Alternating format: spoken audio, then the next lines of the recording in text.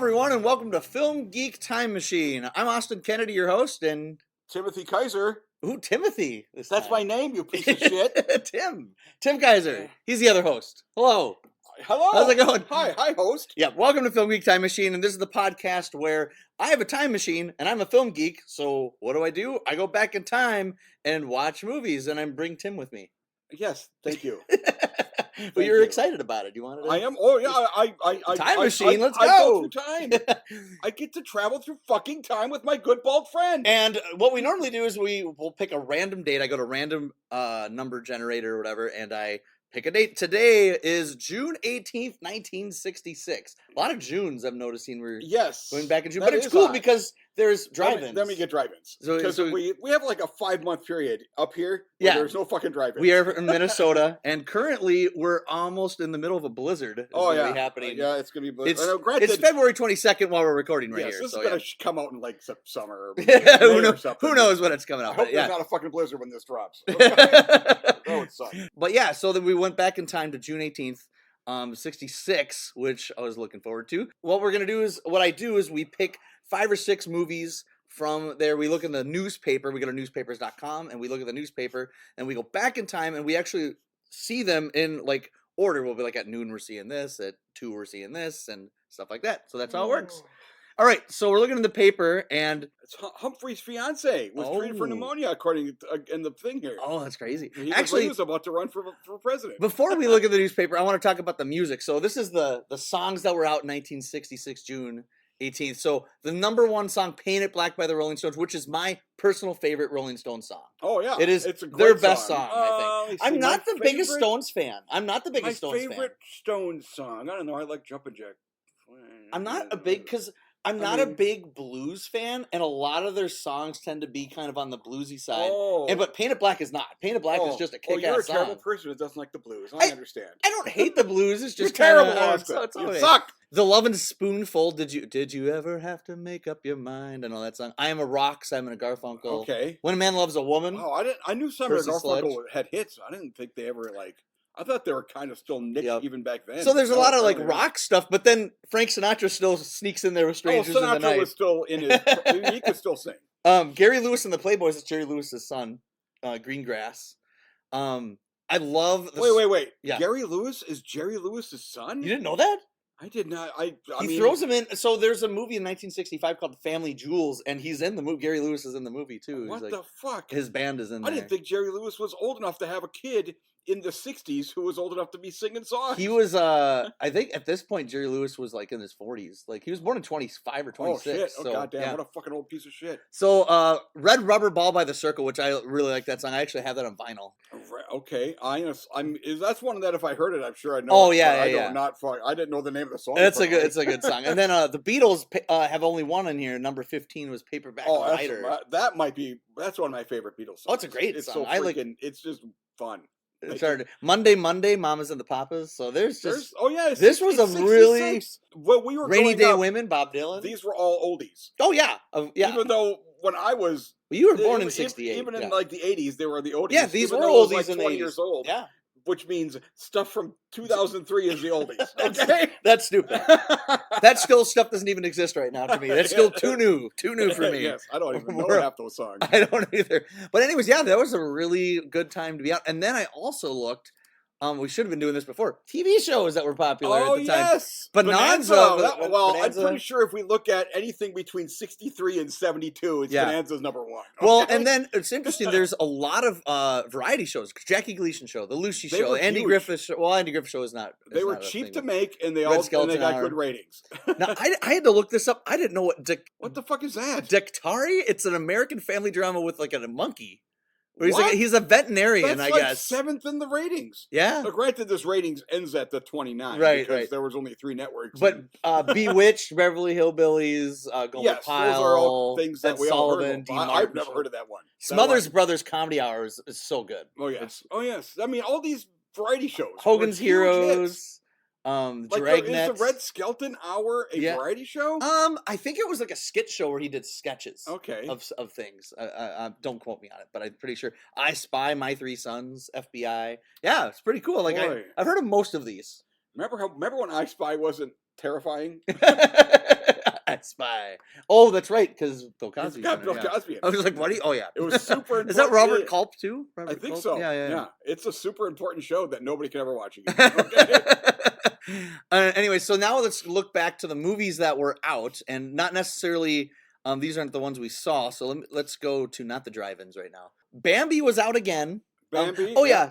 All these movies aren't going to be from '66 because they would re-release films. So some of these movies, actually, only 3 of the movies we're seeing are from '66. 2 are from '65 and 1's from '64. Which is odd. Now that typically happens to us if we watch something from like January or February or something. But this is the middle of summer. Yet they still said, well, the drive-ins always show shit from previous. They always show older stuff that for sure. costs cheaper to get. Yeah. So we got Dr. Zhivago still in the theater. Sound of Music. We had the option to watch numerous like 3-hour epics. Yeah. And we chose one 3-hour epic. It's a Mad World was another one. Oh, that's right. We had like 5 3-hour epics. Those magnificent men and their That's flying a 3-hour machines. epic, I think, isn't it? I don't know much about that. It's about 2.5 hours, yeah. Alphabet Murders, The Pawnbroker, which now going back, I'm like, I've never seen it, and Cindy Lumet, who I really like as a director. You didn't pick it, so we're never going to see it ever again, Austin. How to Stuff a Wild Bikini. That's the magic, that even if we did end up randomly picking a date within like a week or something of the previous one, at least we could easily still find 6 movies. Yeah, I think so. But Born Free, boy, did I get a wrong number, a later Bob Hope movie. And then let's go to the drive-ins. There's a lot of drive-ins. Yeah. We had a lot of choices. The 60s. I think drive-ins were at their peak. Jerry Lewis and the Patsy, Elvis Presley, Tickle Me was at the drive-in. Is this a drive-in? The Magnificent Men? It was just by itself, yeah. It was just because it was 3 hours long. Yeah. Or 2.5 hours. Blood and Black Lace and Young Dillinger plus Kissin' Cousins. That would have been our triple feature. Young Dillinger. We didn't even see the triple feature. Should have done that. I don't understand. Young Dillinger? I think his career lasted like 4 years. Okay. Another one. They had the Hilltop Drive-in, Marnie and the Birds. What's Marnie? That's Alfred Hitchcock, Sean Connery, Tippi Hedren. Yeah. Okay. He made it right after the Birds. It was 64. Well, they're showing the wrong order then. Yeah. Wrong. That's what we didn't see. The 6 movies we did 1,000 Clowns, which was nominated for Best Picture. We did our second movie. It's a big hand for the little lady, doofus. A big hand for the little lady. Which this is the only one of these that I've never heard of. And you saw this. So this is the weird week. Because that is the movie I had seen before. And not only seen numerous times. And you're just like, oh, you haven't seen it? We're doing it because I need to know your opinion on this movie. Yeah. So Big Hand for the Little Lady was our second one. Then we decided to go to a Cinerama theater to see George Stevens' The Greatest Story Ever Told. Yes. Jesus movie. 3 hours, 15 minutes of movie. Yep.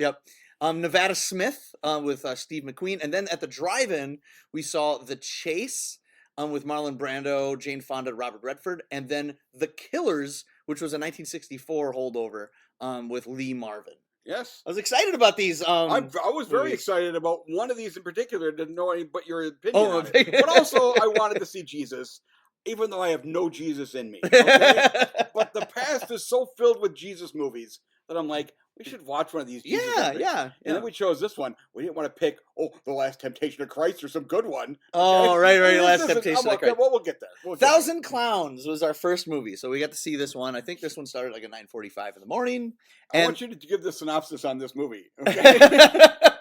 So, the synopsis, it's Jason Robards is a pretty cool actor. Like he's in 2 of these movies. He is. Actually, there's a couple actors that are in multiple films. That's right. We do have 2. We have a few other ones. But 1,000 Clowns. This was actually based off of a play, and the person who directed the play also directed the film, Fred Coe. He's only directed like maybe 2 or 3 movies. So Jason Robards plays kind of like, a lot of people would call him a bum.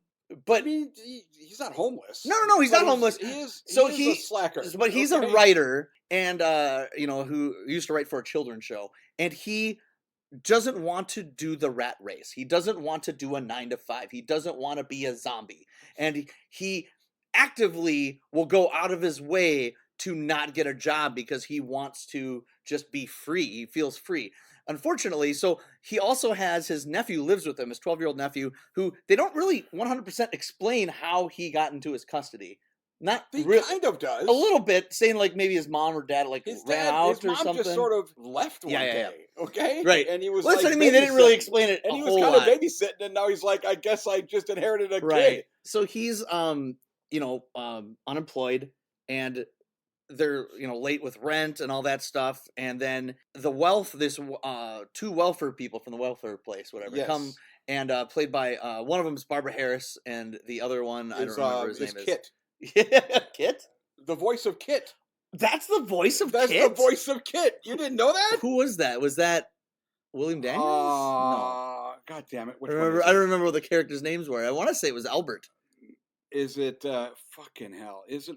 Yeah, it might be it's Albert. It's William Daniels. William Daniels is the voice of Kit. He's the voice of Kit. Anyways, I'm going to tell you. Yeah. If you had known that beforehand, when you listen to that's just fucking Kit. Yeah. I kind of want to go back. He's uncredited in Knight Rider. Okay. He actively wanted to. That is interesting. Complete I didn't the even illusion know that Kit was a car. So Thousand Clowns. So they're there and they're interviewing because they want to see if it's a suitable place for the nephew, and of course during this whole process he is like just totally ignoring everything they're saying and just like, have you been to the Statue of Liberty? Have you been, and he's just coming up with facts. And it's funny because his nephew does the same thing. His nephew kind of like, like, hey, look at this lamp with the boobs that light up, and stuff like that to distract him.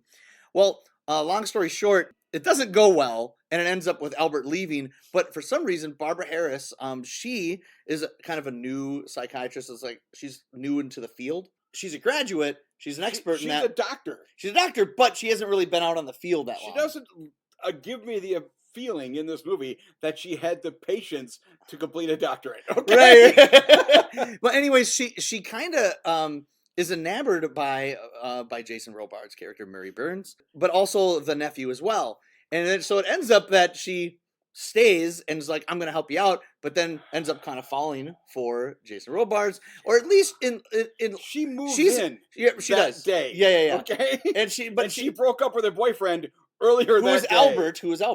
Yeah. Yes, they broke up in that room. Yeah. Right now. Yeah. And now she has a new boyfriend, yeah, Jason Robards. So, and now she lives there. But now she's just like, well, but now she's also like starting to be like, well, maybe you should go out and look for a job, and so he's just like, okay, I will, and that's kind of, that's not the end of the story, but that's kind of the setup of the premise of the film. Will Jason Robards kind of get his act together or find himself or whatever? So yes, it's 1966. There's going to be problematic things in movies. Yes, it's fine. I accept it with this movie, and I didn't. This is one of those movies. I did like it.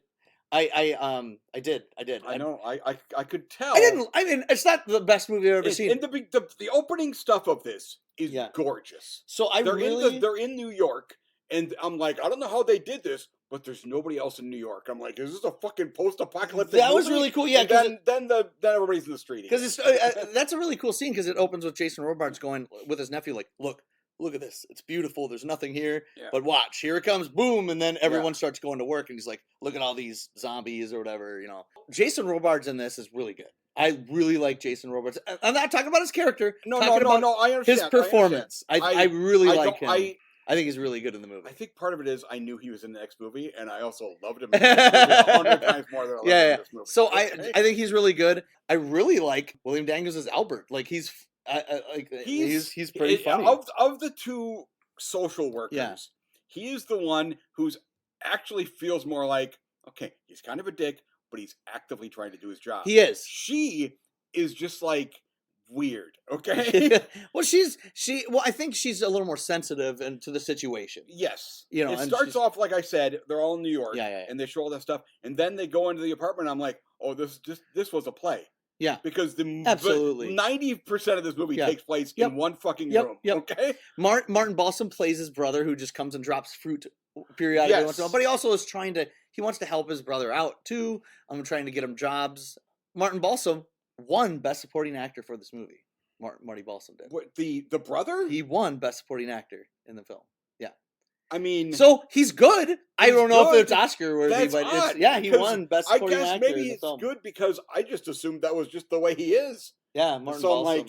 Well, he played the private investigator in Psycho. He's in Cape Fear. He's a pretty good actor. That I did not know anybody won anything for this. You did tell me. It was nominated for Best Picture. You told me that this was nominated for Best Picture. Yeah. And then Gene, and I didn't know why. What's really interesting about this, so the kid show that he worked on, Chuckles the Chipmunk, the guy who plays Chuckles the Chipmunk, Gene Sachs. The terrifying nightmare? Yeah. That Chuckles the Chipmunk is fucking terrifying. That scene at the end when he comes in and he's trying to get Jason Robards, to work for him. And the way he talks to like his nephew, it's like creepy. Oh. But I actually really liked his performance. Like I was getting a kick out of Gene Sachs. Oh, yeah, I got a kick out of him, but his entire... And... He when he shows up near the end, because he's basically wants Jason Robards to write. He wants Jason Robards to come back as a writer. Yes, like Murray. Yep. You can't really give the kid's name is Nick, even though he literally changed his name like 12 times. Yeah. Because he hasn't got a name. Right. His mother left without giving him a name, and I'm not saying she left when he was 2 weeks old. Yeah. She left when he was like 7. Okay? And she had never given him a name. Yeah. Okay. The thing about this movie is it started off and I'm like, oh, this might be really good. Yeah. Because it seemed really crazy and I was hoping the whole movie took place outside. Outside, yeah. Yeah. And then the play stuff starts and it was still interesting. And then when they broke up and then she just lives there and she basically turns into like this weird fantasy woman. And I'm like, really bothered me because that's what happens to me. I get bothered sometimes. You get bothered by this situation. So going back to Gene Sachs real quick as the Chipmunk guy, he directed The Odd Couple, the movie. Really? Yeah, he directed The Odd Couple. He became a director, so he directed The Odd Couple. So I'm like, that's Gene Sachs. I'm like, that's pretty crazy. I thought he was good. Oh, I thought he was really good. He doubles down on just not understanding why the kid doesn't find him amusing. And I'm like, I can tell you why, because you're not amusing. Except for the weird version of amusing that you are, okay? So my favorite thing in this movie, though, I haven't talked about it, I really like Barbara Harris in the film. I liked her performance. I'm talking about her character. I loved her performance in the movie. She was really good. So the first half of the movie, the first third, when they're doing the interview, just the way that Albert and Barbara Harris talk to each other, like, because she's like, oh, and they totally have differences of opinions, and the way they go back and forth. She was giving some pushback at that point, and I enjoyed that. And that was really funny. It was mostly when they broke up, and then she just turned into but she still had she showed some really great comic timing. The house, right. Really cliche bullshit. She showed some really great comic timing, like when Albert comes back, and where's she? She was in the closet. She was in the closet, but like this, and then there's a scene where before that, when she was going to get, like, she wakes up the next morning almost like she almost regrets it, and she's like, where's my clothes? Okay, they're over here. And then she's like, do you want any coffee? No, thank you. Whoop. And then she just runs into the closet. She's like, oh, this isn't the kitchen. And like, I really liked her comic timing in the film. I thought her performance was very, very good. So I really liked her. The filmmaking itself, I thought, was okay. I thought the outside stuff was gorgeous. I thought it was, but then the stuff in the actual thing was not shot very well, wasn't edited very well. And I'm like, I wish this was as good as the outside. Well, the outside stuff was good, but also would do this thing where there would be like these voiceovers instead of him talking. Yeah. But that was it had a very French New Wave feel to it. Yeah. With the handheld black and white cameras and stuff. So I definitely had a French New Wave stuff to it. I don't want to throw myself under the bus by saying I identified with the film. I don't 100% identify with Murray, but there was a couple things that really touched on me. So me personally, I am not a 9-to-5 person. I don't want to belong to the rat race of that stuff. So all the stuff he was saying about his resistance to that, I was identifying with that resistance. I can understand that. And so it kind of hit me a little bit in a personal way. And I'm like, I actually get him. I get why he's doing this. I mean, he does some problematic things because it's 1966, but I understand his kind of thoughts. Like, he doesn't want to conform. He doesn't want to identify with was him, and the relationship between him and his nephew. Yeah. Was actually interesting, and because he's not really a parent. No, he's just. But he periodically tries to be parent-like. Yeah. but he isn't very fucking good at it. No, and no. I'm like, that's cool. Yeah, I like that. I did. And I did like that. Now the kid was Woody Allen stole his entire shtick from this. Yeah, I can see that. This kid was Woody Allen before Woody Allen. Now, granted, it was like right when Woody Allen was Barry Gordon. Right? Yeah. This kid was like, this kid is perfect as Woody Allen. And if it was 1980, if it was 86, I'm like, this kid's doing a perfect Woody Allen. But I'm like, this is 66. Woody Allen was not big enough for this kid to rip off Woody Allen. No, okay? if this was spread, if the movie was spread out in more than just a day or two, I probably could have. I could have bought into it, but this was very commonplace in a lot of films from even like the 30s, 40s, 50s. It's because it's a play. They have to try to make it. Oh, it also takes place in one day. Right. So so her going like, oh, I'm going to move in with you. Like I didn't necessarily buy that stuff. Yeah, that stuff. I was like, wait, does she live there now? If it was spread out, I think I could buy it. Yes, I think I could. But I really did like the scene too when he was going to go to work, but then he was like. He's like, I'm going to get a job and I'm going to be responsible. And then he's like, no, I don't really want this. And then, he's walking out on jobs. Or he's going to lose the kid. Right. Okay. And so I'll reduce spoilers and stuff. It does end with him. And it had kind of a bittersweet ending where he gets a job with the weird chipmunk guy. Yep. But I wasn't 100% clear. No, he did. Go back to work there, he did. But then but the way, he wakes up in the morning and he's going on the bus. And he's part of the rat race now, and it's kind of for me a bittersweet movie because Okay, I don't have a kid. Yeah. But I think that if you have a kid, yes. you just got to hucker down and it's true. It's true. It's your fucking job now. Yes, okay? Yes. And he sort of now legitimately has the kid because this is the only way for the kid. Now it is weird that these people show up and they're like, "We're gonna take him. We're gonna take the kid away from you," and I'm like. Really? This is one of the worst things in New York? No, he has a house. Yeah. Okay, he gets food. Yeah. He isn't being beaten by his uncle. No. This is nowhere near. Go to somebody who's actually in trouble. Yeah. Okay? It's not a perfect movie, but I identified with some of the stuff. I enjoyed Jason Robards and Barbara Harris especially. So I'm going to give it a 3. I did like it. Oh, boy. I'm dropping this. I'm trying to think. Because there's some really pretty stuff. Yeah. And I did somewhat identify with him and the kid, like 1.5. 1.5, wow. It bothered me. This movie was just, it bothered me a lot. Okay. A lot of the stuff with her. Okay. Yeah, because really it does this stereotypical female. And it also does the thing that bothers me in a lot of these movies. At one point, she leaves him. Yeah. And at one point, I mean, the next day after they met. Yeah. And then by the end of that day, she also comes back. And I'm like, Jesus, just one of these movies. I forgot my files. Fucking leave. Yeah. Well, it's funny. So before we recorded, because what we do is when we go back in time, you don't tell me. Like, we don't talk to each other. Our rules are we do not review the movies to each other until we are on the freaking air. Right. So I remember afterwards, you're just like, I like one of these. And I'm like, well, it's not Thousand Clowns. I'm like, I knew you didn't like this movie. It's like I could tell. I knew you would like this movie. Okay? At least we're understanding each other. Look at that. That's good. No, I know you have a problem with problematic characters and stuff. So well, also, I don't know. It's just like, it was the problematic characters was really the biggest problem because the outside stuff is so gorgeous. Yeah. I was just sad. They made a really good use of the location of New York. It's a black and white movie, and it all looks freaking it's phenomenal. Really good cinematography. Where black and white isn't cheaper to make. Okay, so it probably costs the same or more. Yeah, Academy Awards were Best Picture, Supporting Actor, he won, Marty Balsam. Screenplay, adapted, and then music score. He won for supporting because I'm like. He wasn't bad. He's good. But there's nobody else that was better this entire year? No, right. Because I'm like, he was barely in it. I guess he shows up. And he gives like a lecture to his brother at one point. That was a good scene. Now, Jason Robards and Barbara Harris, I would argue that they're probably more Oscar worthy than Martin Balsam was in the film. As supporting, yes. No, they were more like leads, but yeah. But I mean, if Kit, but they were not. I feel like Kit. I'm just gonna. He was good. Okay? Actually, even Gene Sachs, because that was such a weird performance. The Night Industries 2000. That's his fucking full name. Okay? I would have nominated Gene Sachs as the Chipmunk because he was so weird. He was weird. You're right. Also, you're right. It's weird that they nominated the guy who was like wasn't bad. There were a lot of people in this movie alone that were better as supporting actors. I think at this point though, Martin Balsam was very respected as a character actor.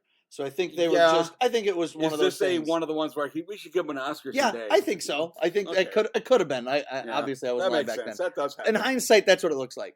All right, our second movie was Tim's movie. Oh baby, a big hand. Wait, a big hand for the little lady. Henry Fonda, Joanne Woodward, Jason Robards. I can't believe. Like I said, I've never even heard of it. I consider myself a pretty big film geek. I do a lot of research on films. I look at a lot of people's careers. I go back. This one, totally missed. It's funny. I'm looking at the poster, and it must have an alternate title. Dodge City. It's this big deal. It doesn't take place in Dodge City. Okay, well, they don't say the town though, do they? It's like a town of it's like 4 buildings. Right. It's not Dodge. So big hand for little lady, and I didn't even know it was a Western. I know. I actively said I'm not going to tell you shit. Yeah. Granted, I'm assuming you saw that poster. You're like, oh, it's a Western. Yeah. Well, obviously, when we walked into the theater, there was the poster there, and I saw it. And I'm like, oh, it's a Western. It was. I forgot we went to the theater. I did. It was interesting. So I like all those actors, and then you also got Burgess Meredith is in it. There's a lot of character actor Kevin McCarthy, who I'm a big fan of. You've never heard of this movie? It's so crazy. I can't believe I've never heard of it. Yeah, it's funny. This is one of those movies that you saw. Tell me about your history on the film. Okay. This is a poker movie. Yes. So one of the things I'm going to talk about in this movie is poker in movies. Okay. Yeah. We're going to talk about that. Okay. But are you a poker player? Do you like poker? Back before I knew you, okay, I was big into poker. Okay. Like mid-aughts. Okay. 2003 through 2007. Okay. I used to even run local poker tournaments. Okay? Wow, I had no clue. You didn't know any of that shit, No, did you? I didn't. I was pretty damn solid at poker. Okay. I'm up on Poker Lifetime, okay? Okay. And nobody says that unless you are lying, okay? I, at one point in my life then, I don't know how I found this movie. So it's not something you saw as a kid? Not something I saw. I saw this as an adult because I was looking for poker movies, and I saw this. For some reason, I thought it was poker movies. When you said you saw this a bunch of times, I assumed you just saw it on TV or something. I might have been the first time that I looked it up or something. Okay, but the internet was around. Yeah. When this movie came out, so I could have looked it up. Okay, I just happened to watch it, and I'm like, I fucking loved that fucking movie. And here's the thing, I watched it again, and I'm like, okay. I haven't seen this movie in a few years. You're going to see it. And now you're watching it in a podcast. And I'm going to watch it, and I have to actually fucking take notes. Yeah. And I'm going to review it later, and I'm like, still love it. So, in other words, spoiler alert, 4 fucking stars. What? Okay. Oh, my God. I love it. It's wow. No, I get it. Movies that I have nostalgia for or anything like that. I'm like Streets of Fire. I'm like, 4-star movie. Yeah, I understand. So this movie, it takes place in one day, right?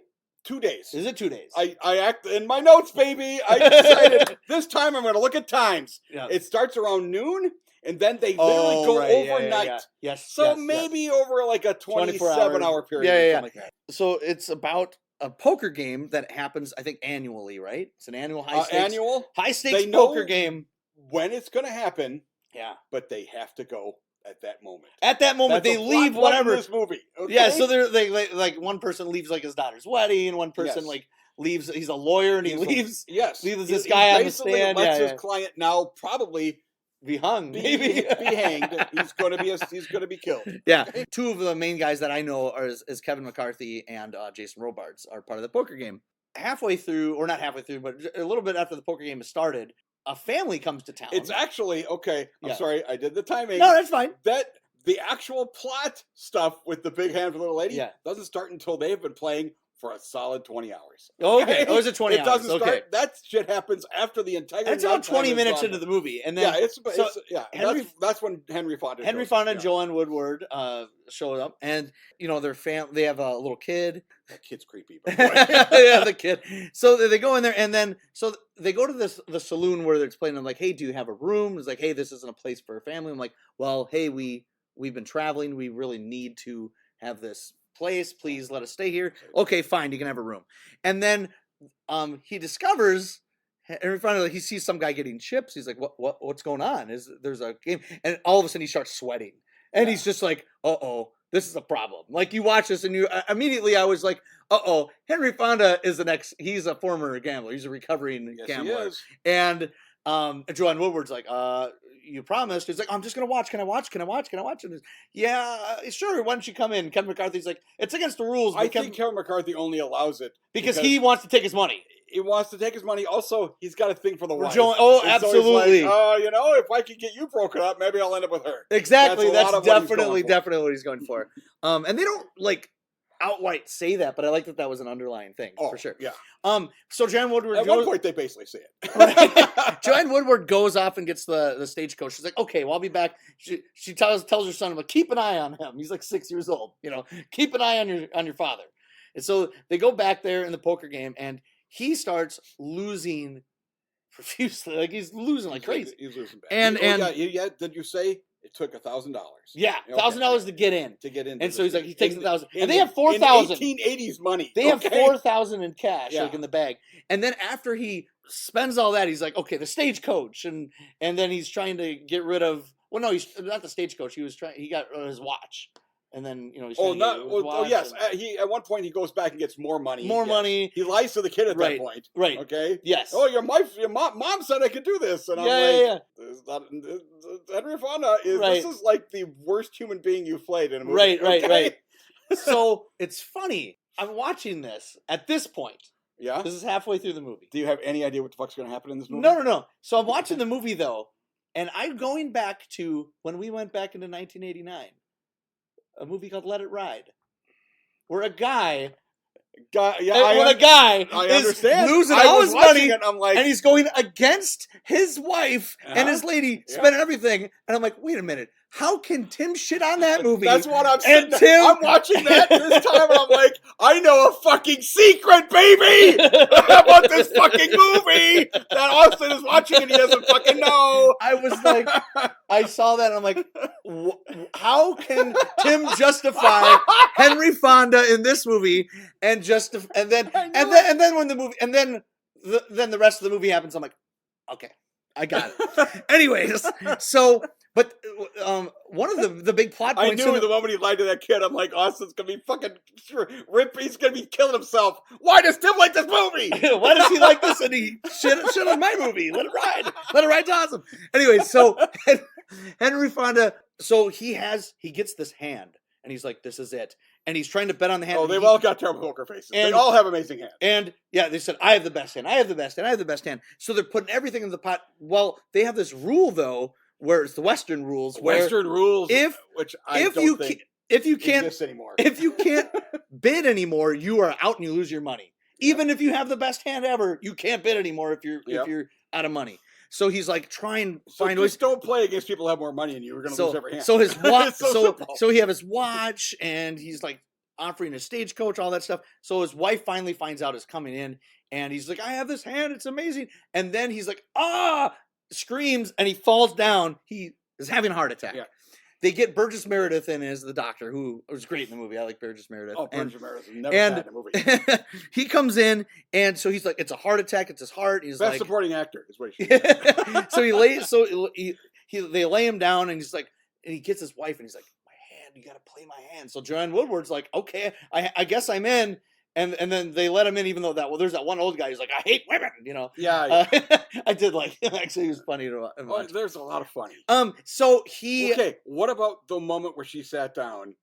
And she goes like, how do you play this game? Well, she doesn't say it like that. Yeah. She says it in the most serious, angry, because she has to do this thing fashion. How do you play? And they all just the look on all their faces. They're like, I still laugh every fucking time. They don't know how to play. But they give her actually, one of the best... You don't actually need to know the rules of this game, but here's how you need to fucking know. Okay? Yeah. They do a great job. Yeah. And so then she goes to the bank and tries to get the bank guy there to give her some money. He's like, I can't do it. And she's like, what's your collateral? And she shows him the hand. Yes. And he's like, oh. And he's like, I still can't do it because I don't believe in gambling. So then they go back there, and they're like, it looks like that she's going to be out. And then he comes back, the bank teller guy, and he's like, I'm going to stake you in because of your hand. And he's like, here's $5,000. Well, he gives a long speech about everybody in this. There's everybody is in the room. Yes. All these other people. And he's like asking, what collateral did I require you? And you and you. And she goes, I've never had anybody give me better collateral than this fucking hand of poker. And everyone's like, what? I guess we're going to go into spoilers. on this. Well, of course you have to. It's hard to. It's hard It's to. impossible not to give spoilers. Yeah, it is. I mean, he bets like $10,000. He's like, here's all the money in the bank. Yeah. You all lose now. Okay? Yeah, because they couldn't afford to stay in. Well, I also think that they all just believe they were going to lose now. Yep. And so they fold. She wins. She gets all the money, and then which was great. What I really liked about the movie, they never show the hand.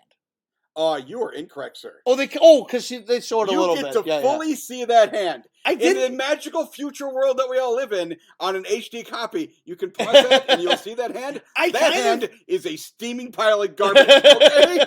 See, I don't play poker, so I didn't know. What do you mean you didn't know? You know what ranks of poker are. At one point, you see the 10 of diamonds, as we're going into my favorite movie, one of my favorites. You see the 10 of diamonds, because all you can just see like one card. And then she shows it. And you don't think you're going to see the hand. Yeah. Because the camera angle. Right. And then they're rotated, and she's still holding up the hand, and I'm like, that has black cards, it has red cards, it has face cards, it has not face cards. That hand sucks. Okay? And she shows them in the bank, right? Yes, in the bank. When she flashed it, I didn't get a good look. So I was just like... Yes, anyway. Because we were in a theater. Yes. A completely real theater. Yes. Okay? So wins the hand, and I'm like, okay, it's done. And I thought that was over. And I had maybe a thing in the movie where I'm like, is Henry Fonda just trying to get out of this and getting out of trouble with his wife by faking a heart attack? But, Burgess Meredith, he said it's a heart attack, so whatever, he's a doctor. And honestly, I'll say this movie got me. Of course it fucking got you. It's the best movie of every time. No, I didn't think. I was just like. I just liked it. I was like inexplicably. I was just like, oh. So it showed they show later on in the evening they show Joanne Woodward. She's wearing a really swanky pink dress. And you're like, oh wow, she's all dressed up after her husband had a heart attack. That's kind of weird.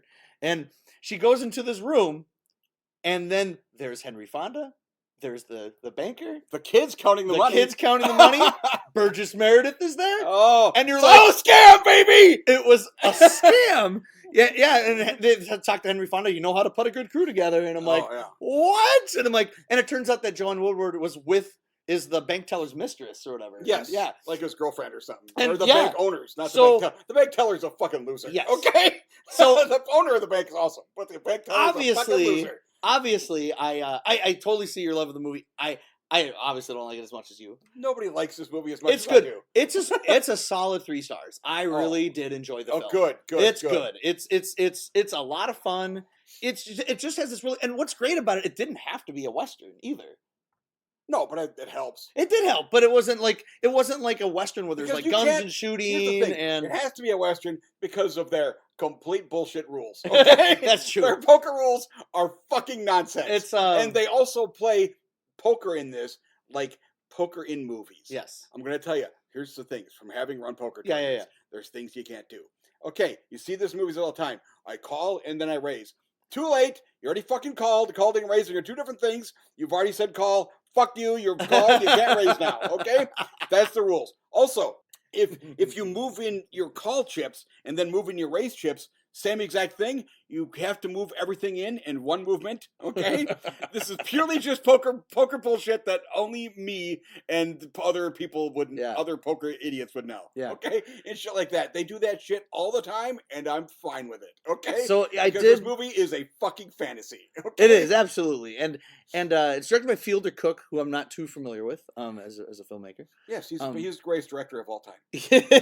No, I don't know. So the filmmaking a lot. No, I still love it. The filmmaking is solid. It's not like anything special or anything like that. It's just solid. There's great shots. No, when they're walking, looks good. The whole scene when she's going to go to the bank. Oh, they're all walking together. Is there a bank in this town? Yeah. And she goes, there's a bank right across the street. What are you going to do? I'm going to go get money. Yeah. And then she leaves. She gets stuff to leave, but she's going to hold the hand. They're like, you can't leave with those cards. What do you think? So then they follow her. And then she goes, because... What do you mean? Because and they don't want to say they don't trust her because obviously they super trust her because she's the most trustworthy human being. As far as they fucking know, even though she's obviously a criminal. Yeah, okay? yeah. They end up, all but one of them walk with her. Yeah. And one guy who apparently the only one of them that they trust to not fuck with their hands. Yeah. Or not fuck with his own hand or something. Right, okay. Right. that scene, the whole scene where she holds up the cards, and the look on his face, it was really good. Fucking phenomenal. It was good. Oh, I just love this fucking movie. I still love it. I can't stop but love it. No, it's good. So Henry Fonda, like, he's good in the movie. He's not like, he's solid. Gives us a solid performance. Joanne Woodward is pretty good in the movie, especially towards the end of the movie. Great. She's really because good. of the fact that she is actually playing two completely different versions of this character. Yeah, and she knocks them both out of the park. She's swindling. Jason Robards is again solid actor. Yes, like his I stuff. thought that's why I kind of was like, I know he's in the next movie, and I'm watching 1,000 Clowns, and I'm like, he's good in this, but I like the fact that he is a terrible human being in this movie. Oh, absolutely. But he's amazing at it. He's really good. He just wants to play fucking poker. He's like, let's play fucking. cards. I wish he did. Yeah, let's play poker. Well, I'm here to play poker. He's all he's all. It's like I left my daughter's wedding. Yeah. A day and a half ago. Okay. Burgess Meredith probably has. I don't know. I mean, he's probably my favorite performance in the film, just because I just like Burgess Meredith, and like when he shows up. What I loved about his character in the very beginning of the movie is that there's these two guys, and I can't believe Slim Pickens wasn't in this movie. He should have been. But Slim Pickens, or the guys that would have been Slim Pickens, are the guys that are like, who's winning? Who's winning? They're asking the bartender guy, who's winning? The I'm like, bartender is great. He's good too. He's like, I can't. He's like, none of my business. None of my business. I have no idea who that. But then Burgess Meredith comes in and he's like, who's winning? And the bartender tells him right away. Yeah, because he's fucking. Also, there's a great scene when Burgess shows up for that first time. Yeah. Before any of this stuff is happening. Yes. And there's a guy, get on a doc's chair. Yeah. Like kicks this guy. Yeah. It's like just some random guy. Yeah. Get on a doc's chair, because I went down with a doc instead of you. He was really important to this doc guy. Is magic, and also, but he was also in on the. There. He actively says in this movie he's been working there as their doctor for like 40 years. So he's obviously probably. But they got him in on the. They got him in on the. And also he's like the veterinarian, because he was also gonna. He mentions that there's a woman is pregnant. Also, their horse is pregnant. So he's like, I hope they both happen at the same time. Okay, so I don't have to go back because it's a trip. No, it's no, I thought it was really good. So and I really like Kevin McCarthy too. Kevin McCarthy was the guy that was trying to bang Joanne Woodward or whatever. Yes, so, yeah, I really like him. He's the guy in Invasion of the Body Snatchers, the original 1956. He's like, they're coming for you. You're next. He's like that guy, and he's also in a lot of Joe Dante films and stuff. But I do really like Kevin McCarthy. I took notes for this. I don't know why. I don't need to I know everything about this. Well, we were talking about this. We were talking about this right before the podcast. I can't read my notes. I have horrible handwriting. On my iPhone, so we have to sit in the far back of the theater, right? So nobody can see my magical future phone. Okay? So it's like, oh yeah, there'd be a paradox if that happened. So yeah, I'm like trying to look at my stuff. Like, what are like random things that I write down? I can't even read my writing. I see sweat. I see sweat. What the hell is this? Those aren't words. It's writing in the dark. I'm not using my phone. Hate women. I saw hate women. Stay stupid. Losing money. These are stuff we get it. Why do you bother with notes? Oh, I wrote letter. Those are fucking useless. There it is. Let it ride. But let it ride. Oh yes, there. I was giddy when he was like, when I'm like, he thinks I like this movie, and in spite of the fact that he is a piece of shit, or seemingly piece of shit. He's a piece of shit to his wife. Yeah. They also actively say, the bank guy says, oh, I can't believe we got away with scamming him. Scam? That was just a bluff. It was a super elaborate bluff. No, I'm sorry. You were the fucking dealer in that hand. You gave them all good hands, and you didn't have enough good cards left to give yourself a good hand. Okay? Okay, one of the things that I laughed at the most in this movie that I thought was funny was when they go to the bank.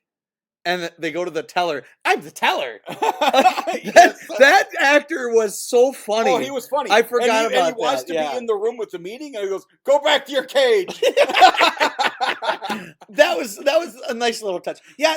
God damn it! I love this fucking movie, Austin. The more I talk about it, the more it could be a 3.5 if I watch it again. Like, I did really like it. If you watch it as often as I do. It's one of those movies that I think would keep giving. I think it does. It is good, giving. And I do think that it's a movie that obviously I don't think that many people know about it. And yes, obviously I didn't. Here's the thing: when we looked at this week's newspaper, this day's newspaper, and I saw it on there, I'm like, holy shit, I never in my wildest dreams thought we were going to travel back in time to see it. We got to go see the theater. A week and a half period of time where this movie was in theaters. Yeah. Because it bombed. I think it didn't do shit. It's been on TV. Yeah. Wait, The original TV play. It was a TV play. What? Walter Matthau was Meredith. Oh, I have to fucking find this. It's called Big Deal in Laredale. It was on NBC. 62 NBC. Oh, I gotta see if I can find this fucking thing. Yeah. I didn't know that at all. Yeah. But no, I think it's good. And I think, so Big Hand for the Little Lady, it's definitely worth seeking out. I believe it is on Amazon Prime to rent. So I would definitely recommend checking it out. And if it's especially if you like poker and stuff. And if it's full HD, pause that frame so you can see that fucking hand, and you're gonna find out that hand sucks because it has to suck because he gave all the good cards to everybody else. Okay. So now it's so that after we see this, now we're going to see The Greatest Story Ever Told in Cinerama at 2 p.m. They're only showing 2 showings of this, so we saw 2 p.m. It's fucking eternally long. Yeah, it's 3 hours and 19 minutes. So before we start on this, The Greatest Story Ever Told, I don't think it's secret. Going to get a synopsis on The Greatest Story Ever Told. I don't think either one of us are. Spoiler alert: he dies, but / lives in the end. Yeah. Okay. So I am not a religious person. I also am not a religious person. Yeah. So I don't know if I'm a full blown atheist, but I'm definitely agnostic. I'm pretty full blown atheist. Yeah. I'm like, I would call myself more agnostic than anything. But so now all you people who hate me for that just don't subscribe. Okay? Right. I guess whatever. Also, Austin's halfway there. Yeah. So no, I don't have anything. I was raised Lutheran. Were you raised? I was raised Lutheran. Yeah. But mostly because my mom needed another day of the week away from us, so we would go to Sunday school. And by Sunday school, I mean she would drop us off, and then we would go to the candy store. Okay. Really? But I mean I sat through Sunday school a few times, which always confused me that all these people would say this shit. Just like certain aspects of this movie. Oh yeah. I'm like, people like this guy because Jesus in this movie is kind of a dick sometimes. Okay. Yeah. So The Greatest Story Ever Told. Obviously, this is the story of Jesus. So it starts off, with him being born, get the 3 wise men, and then all of a sudden he magically is 30, and then now because in the Bible they skip all over that. Yeah. So then it's about him. His mom didn't age a fucking day. No, not at all. And so they ended up. So he ends up getting his followers, and then they're traveling, and then everything happens. The marketplace where he turns everything over. Yep. He all the plot points in the New Testament. So, and then leading up to the Last Supper and the crucifixion. Get, all those plot points in. Yep, it gets them all in there. And making the blind man see and all that stuff. Although they only sort of mention walking on water and turning water into wine. Yeah, they don't really show that. And I'm like, really? I want to see those fucking. Yeah. Show me walking on water. In your shitty 1960s special effects, show me him walking on water. George Stevens was That's probably why they didn't do it. It looks stupid. So George Stevens was a very prominent filmmaker at this point. Well, yeah, we already watched one of his movies. I'm a big we did. What did we watch? That was Gunga Din. Oh, that's right. He did Gunga Din. Yeah, I like Gunga Din. So he did Gunga Din. Also, he started as doing cinematography for Laurel and Hardy films and directed Laurel and Hardy films, but he also directed Giant. Okay. Yeah. Let's look at his. These are all like universally. No, that's not. Although actually, I think this weird thing about this movie is Diary of Anne Frank, Shane, Giant, seen Diary of Anne A Place in the Sun. He's at least I've seen a Diary of Anne Frank. Yeah, I mean, there's probably a bunch of movies of that. that movie's awesome, Diary of Anne Frank. Very good movie, I think. So yeah, he is a very prominent filmmaker. So they let's do this movie, and so we get to see it in Cinerama. And I will say this: seeing it in Cinerama, I mean, is pretty awesome. It's awesome. And there's stuff. Some of the cinematography. It's great. It's fucking phenomenal. I mean, and that's there's why beautiful shit in this movie. So I'm going to pull a Tim and do spoiler. I didn't like it on the movie. It's a. Here's the weird thing. I might have liked this movie more than you, but I didn't like it. It. Okay. Was it like a 2.5 or? I'm a 2. It's probably a 2. I'm at a 2. No. I didn't hate it. This movie, I think, seeing it in Cinerama totally made it watchable. So when I wasn't liking what was on this. Like the story or whatever, I'm just like, wow, this looks really cool. Well, the Last Supper in this. Oh yeah, fucking phenomenal. It looks beautiful. It looks beautiful. Yeah. It looks like a painting. Well acted. It looks like a painting. It very much looks like the painting because it's 13 people all sitting on the same side of the table. No, but I mean, okay? So it's like no, that giant table, we can't sit on both sides. But just the color and everything. Oh yeah, it looks like a painting. Phenomenal. Yeah. And I'm like, holy shit, this is gorgeous. But there's plenty of other gorgeous things. Yeah. There's one really long sky shot. Mm-hmm. Oh yeah, where it just goes on and on. I'm like, holy shit! Well, there's a lot of helicopter shots many extras in this fucking movie. There's some great helicopter shots of just people walking. Along real the desert, and so I thought that was cool. I will say, so what's interesting, what I thought the funnest part about this movie was playing this game. This movie gives you a game to play, and it's called Spot the Star. Because there's so many cameos in this film, and a lot of them don't even have speaking parts. John fucking Wayne. Okay? Oh, that's probably the most laughable one. Yes, because he gets to say he truly was the Son of God, but he says it in the most John Wayne fashion I've ever fucking heard. And his mouth wasn't even moving; it was a voiceover. Oh, it was a voiceover, and he might as well have said partner at the end. So you're a fucking cowboy. It was at the very. It was at the very. Yeah, it was at the very end of the movie when he's like the last credit. Well, it was right when Jesus dies after he says, "Why have you forsaken me?" And then he, his head goes down, and then it starts raining, and then John Wayne's like, "He truly was the one Son of God." Yes. I'm like, and I laughed at that because.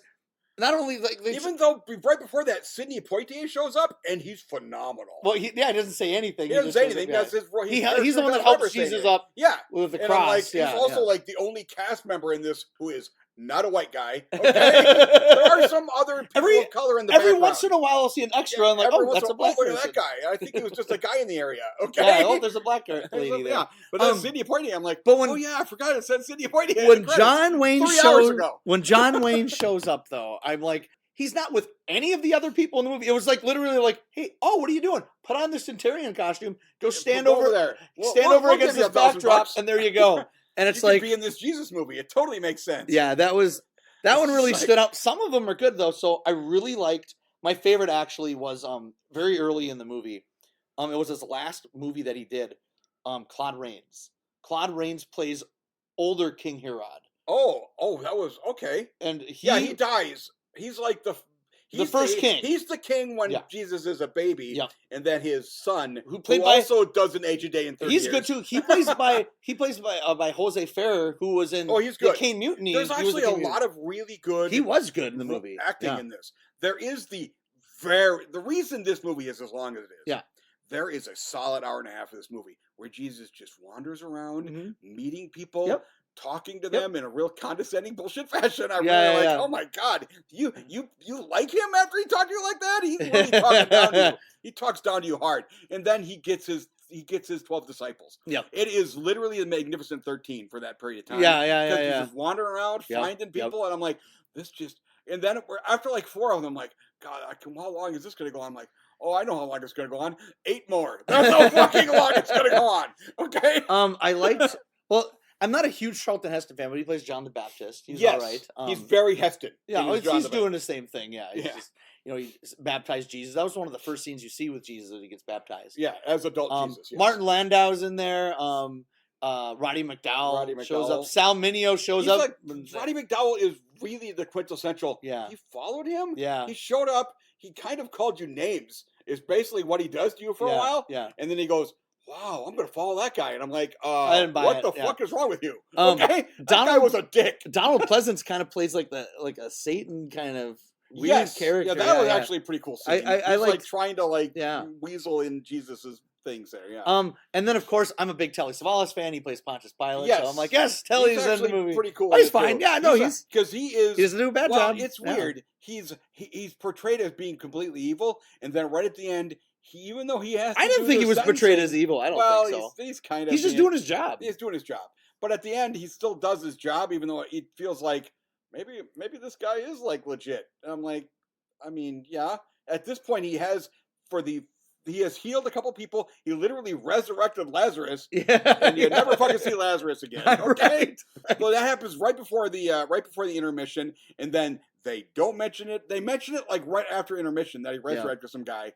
And then Jesus, at that point, he's like, well, I'm getting ready to go die now. And I'm like, what? I think one of the main problems with this movie is it's based on the Bible. Yeah. But they didn't try to make a story. No, it was just greatest hits. Yeah, it's just like, here's some stuff that Jesus did. Yeah. And then they will be talking in perfectly normal English. And then Jesus will say, here's a quote from the Bible. And I'm like, that doesn't sound anything like anybody else is talking. Okay? Yeah, because there's all these people are talking like, thou forsaken me and all that stuff. And then all of a sudden, one of the disciples shows up and he's like, "What's your name?" Jesus. Oh, that's a good name. That's and a I'm good like, name. Or they might as well start calling people jive turkeys. Okay, and I'm like, this doesn't make any sense. This doesn't fit any of the dialogue that was happening in the movie yet. There was a lot of, and then going for the filmmaking aspect, there's a lot of master shots in the movie, but there's some scenes in the movie that are dramatic that you think that would have benefited from close-ups, but instead he would just keep it at master shots, which was weird. Although weirdly, the resurrection of Lazarus, when that happens, it was legitimately like, that was pretty fucking epic. Even though you don't actually see the resurrection. No. He opens, there's this great shot of like the door opening. Right. And I'm like, fuck, this is actually, it uses the widescreenness. Actually, the best part of that, though, is the reactions of the other people. Yes. They're like, they're all like, holy shit, that dead guy, and he didn't die like 20 minutes ago. He's been dead for like 4 days. Yeah. Like, but as the atheist guy, I'd be like, that guy's been trapped there for 4 days. That sucks. That guy's been trapped in that fucking mosque for 4 days. So we've talked about all these other, Victor Bruno's in there. Max von Sydow as Jesus. I thought he was kind of weak. To be honest, I think it's because he comes off as being dickish a lot. And I also thought he came across really boring. Like, I don't want Jesus to be boring. Jesus is boring. It's weird because it takes until right before intermission where he starts actually crying because he feels like he didn't get there, and his mom is like yelling at him. And his mom was like 5 years younger than him. Okay, and I'm like, Mom is still hot. Okay, but he starts crying because he actually feels like he should have been there to do this thing, and so he just fucking does it. Okay, you know what I mean? And I'm like, okay, this is like the first scene in this where I actually think he's doing pretty good. Right. And in the Last Supper, I think he's great in that. I just think in most of the other stuff, I'm like, boy, it's not very fucking good. But I thought he was also good. I thought he was not boring. Very likable. No. I thought, but his performance is kind of boring. He's just like I think that's the whole thing. He just says, "No, I have to say this line from the Bible." Right. And I'm like, can you not make it so that we all actually go like, oh, if I met that guy in the street, I would actually like him instead of just think I'm like, that guy's somebody I never want to talk to again. He's a real doofus. Looking at my notes. Oh yeah, Robert Blake. He's in there. Yeah, did he he's one of the disciples. He's a fucking 12 of them. I didn't know them all. I didn't notice him. I didn't notice him until the Last Supper, and I'm like, oh, there's Robert Blake with a beard. And then he doesn't say anything. My notes also says Heston also has a real condescending tone. Oh, that's just Heston. He's like got this booming Heston voice, and he's like screaming at people. So I mean, screaming at people, that I can agree with. Okay, there's a lot of on location shots, but then the actual like crucifixion is like on a set. Yeah, it still looks not bad, but it doesn't look as good as the rest. It's kind of neat though. I like how the set looks. Now, one thing that laughed during the Last Supper when he was like speaking like how he normally does, like from the Bible and just like passages, sounds like Shakespeare stuff.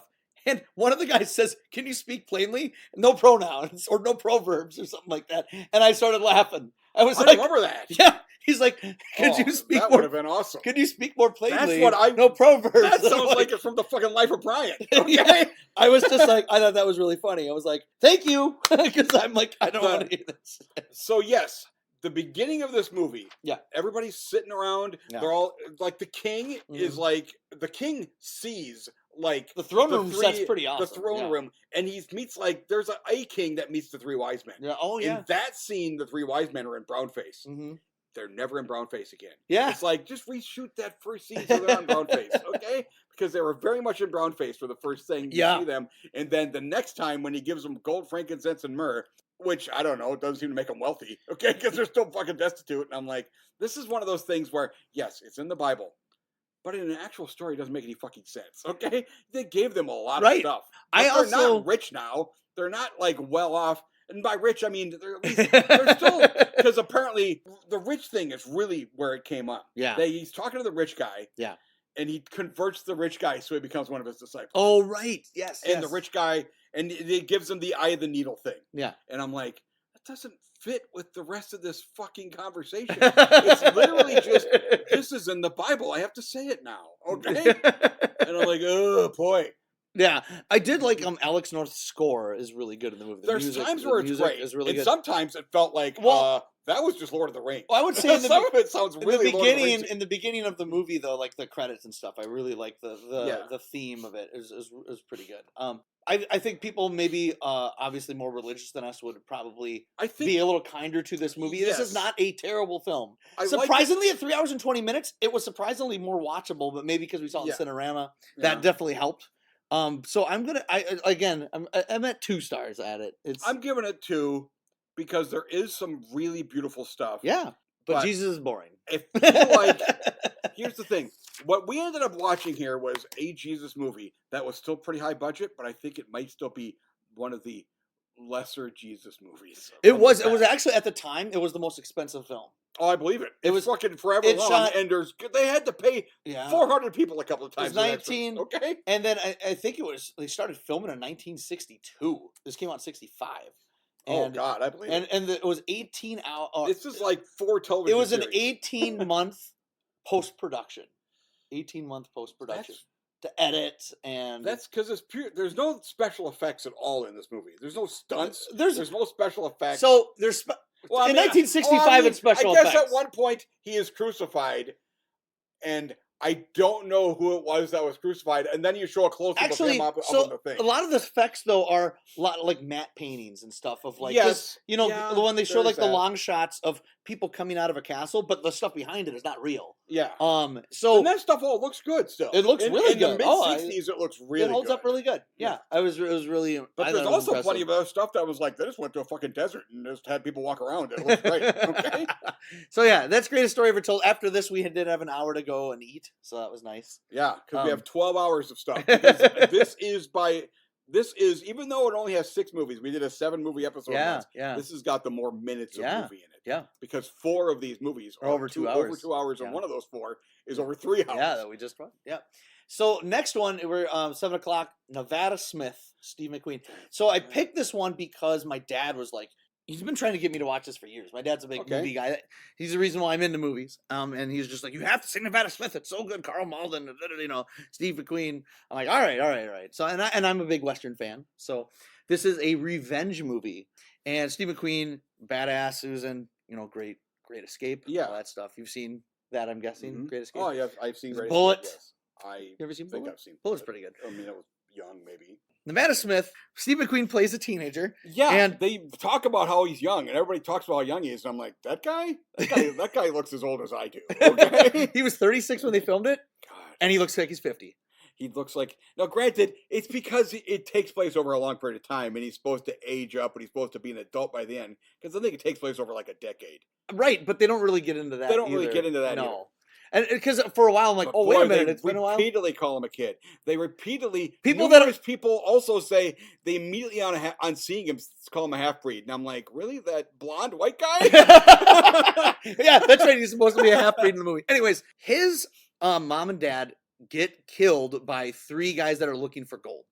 And they think his dad has gold, and they brutally kill him. Like, they don't show it. They just which luckily they didn't show it. But they graphically tell you what they did. When he describes what he sees, I'm like, holy shit! I'm glad they didn't show that. They split his mom in 2.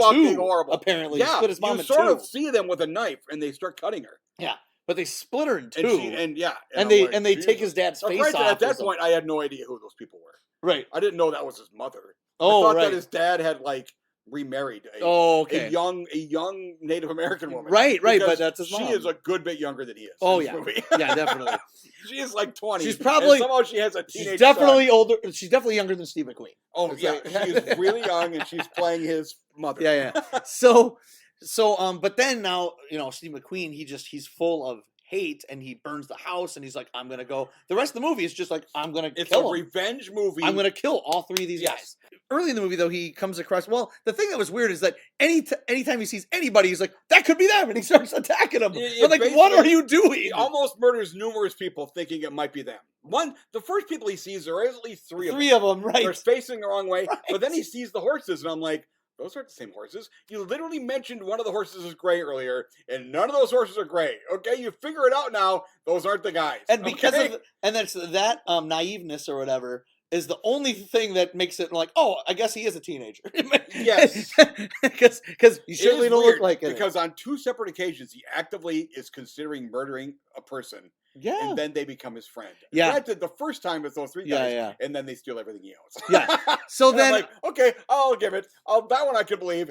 They punished him in their own way. Yeah. Okay. So Brian Keith plays a guy that he runs into that ends up teaching him how to like shoot a gun and all that stuff. And by shooting a gun, one scene of him shooting bottles, and now he's an expert shot. Montage, man. It wasn't even a montage. It was one scene, not even a montage. No, there's numerous because he shows him that, but also you show him like do quick draws. When he's driving, when he's on at his horse. best friend numerous times, and I'm like, you are bad at guns. Okay, so at this point, the 3 people have split up, and 2 of the guys, I don't remember the other actor. Unknown how many years ago. Right. And so one of the Martin Landau is one of them.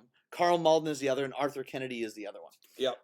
All 3 of them people that you've seen before. Yep. And so he tracks them down one by one, and he gets my favorite of the 3 was the confrontation with Martin Landau, the first one. Really, my favorite is the second one because it's so fucking like I know what's gonna happen in the prison, and I'm like, it's all a fucking ploy, baby. So I thought, Martin Landau, I thought that was really cool because the way he was. When he was like jumping on the fences. Yeah, I mean, that was a cool. Knife fight. It was actually so all I like of the, a lot of the stuff in this movie is actually really fun. And if I was younger, I'm like, because you mentioned beforehand what your dad loved this movie. Yeah. If I had seen this when I was a kid, I probably would have fucking loved it. I don't think and your dad was probably a kid when this came out. No, he wasn't. He was in the service. So my dad was 22 when this came out, 66. That's old. 46? Or no, so he was 20 when he saw it. So yeah, he said he was in the service. 20's a kid. We're old people. Yeah, that's true.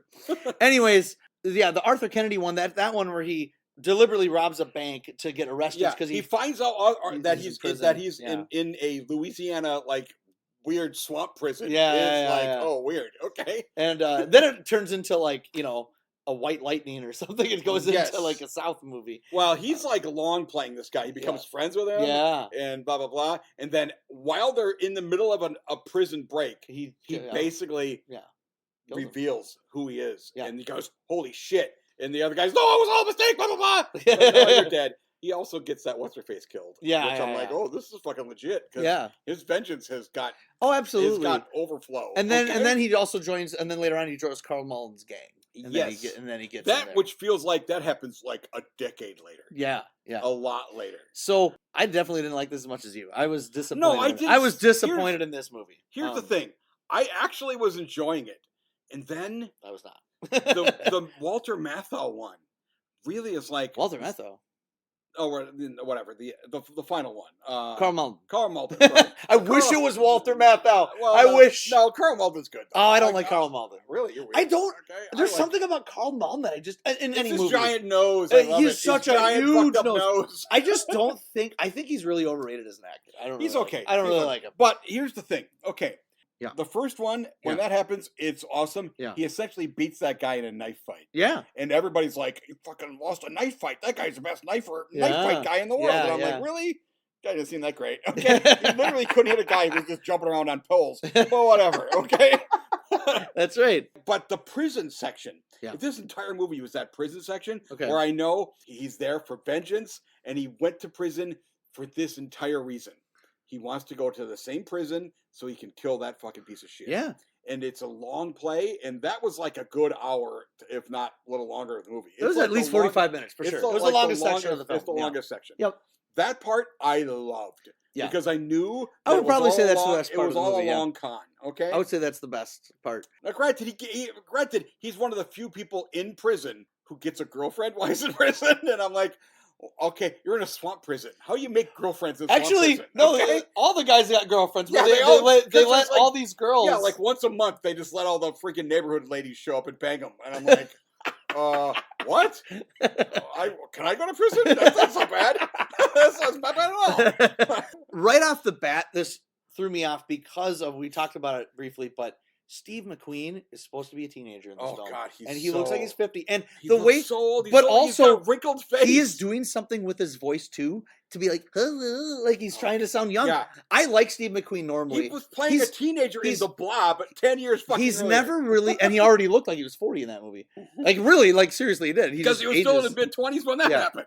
Steve McQueen, he's not known for his range. He's known for being a badass actor. And yeah. I think this character needed someone with range. and I don't think McQueen had it in this film. Well, weirdly, the time where he fits the most is the last third. Yeah, I would say so. He's supposed to be an adult. Yes. And Malden does not recognize him. Right. Okay? Which he looks exactly the same. He looks exactly the same, but also I believe it's been 10 to 15 years later. It was. Makes sense. It's a kid you saw one time. Okay? The other guys recognized him. Well, no, I guess Arthur Kennedy did. The first one, Martin Landau kind of does. When he recognizes him, it dawns on him. Because he's like, have I seen him before? Nope. And then he's like, oh, wait a minute. Yes, I have. but the weird thing that happens at the end is that this is another movie that has Jesus in it. Okay? Oh. All right? But here's the thing. It's not that fact, really. It's just that he meets... Well, okay. It's another time where he gets rescued. He gets rescued by some people who are like trying to lynch him or something. Yeah. What are those? I can't remember why they were doing it. Yeah. Okay. But just some random priest guy saves him. Oh, remember that? Yeah. And then the priest has him like read the Bible because in this movie he learned to read. Oh, he reads the Bible. Yep. And then he actively says, and this is actually a thing I kind of like. The only thing you got out of the Bible is eye for an eye, and I'm like, that makes sense. You're a fucking vengeance machine. Okay? So right away in the movie, I was totally out of it because of McQueen.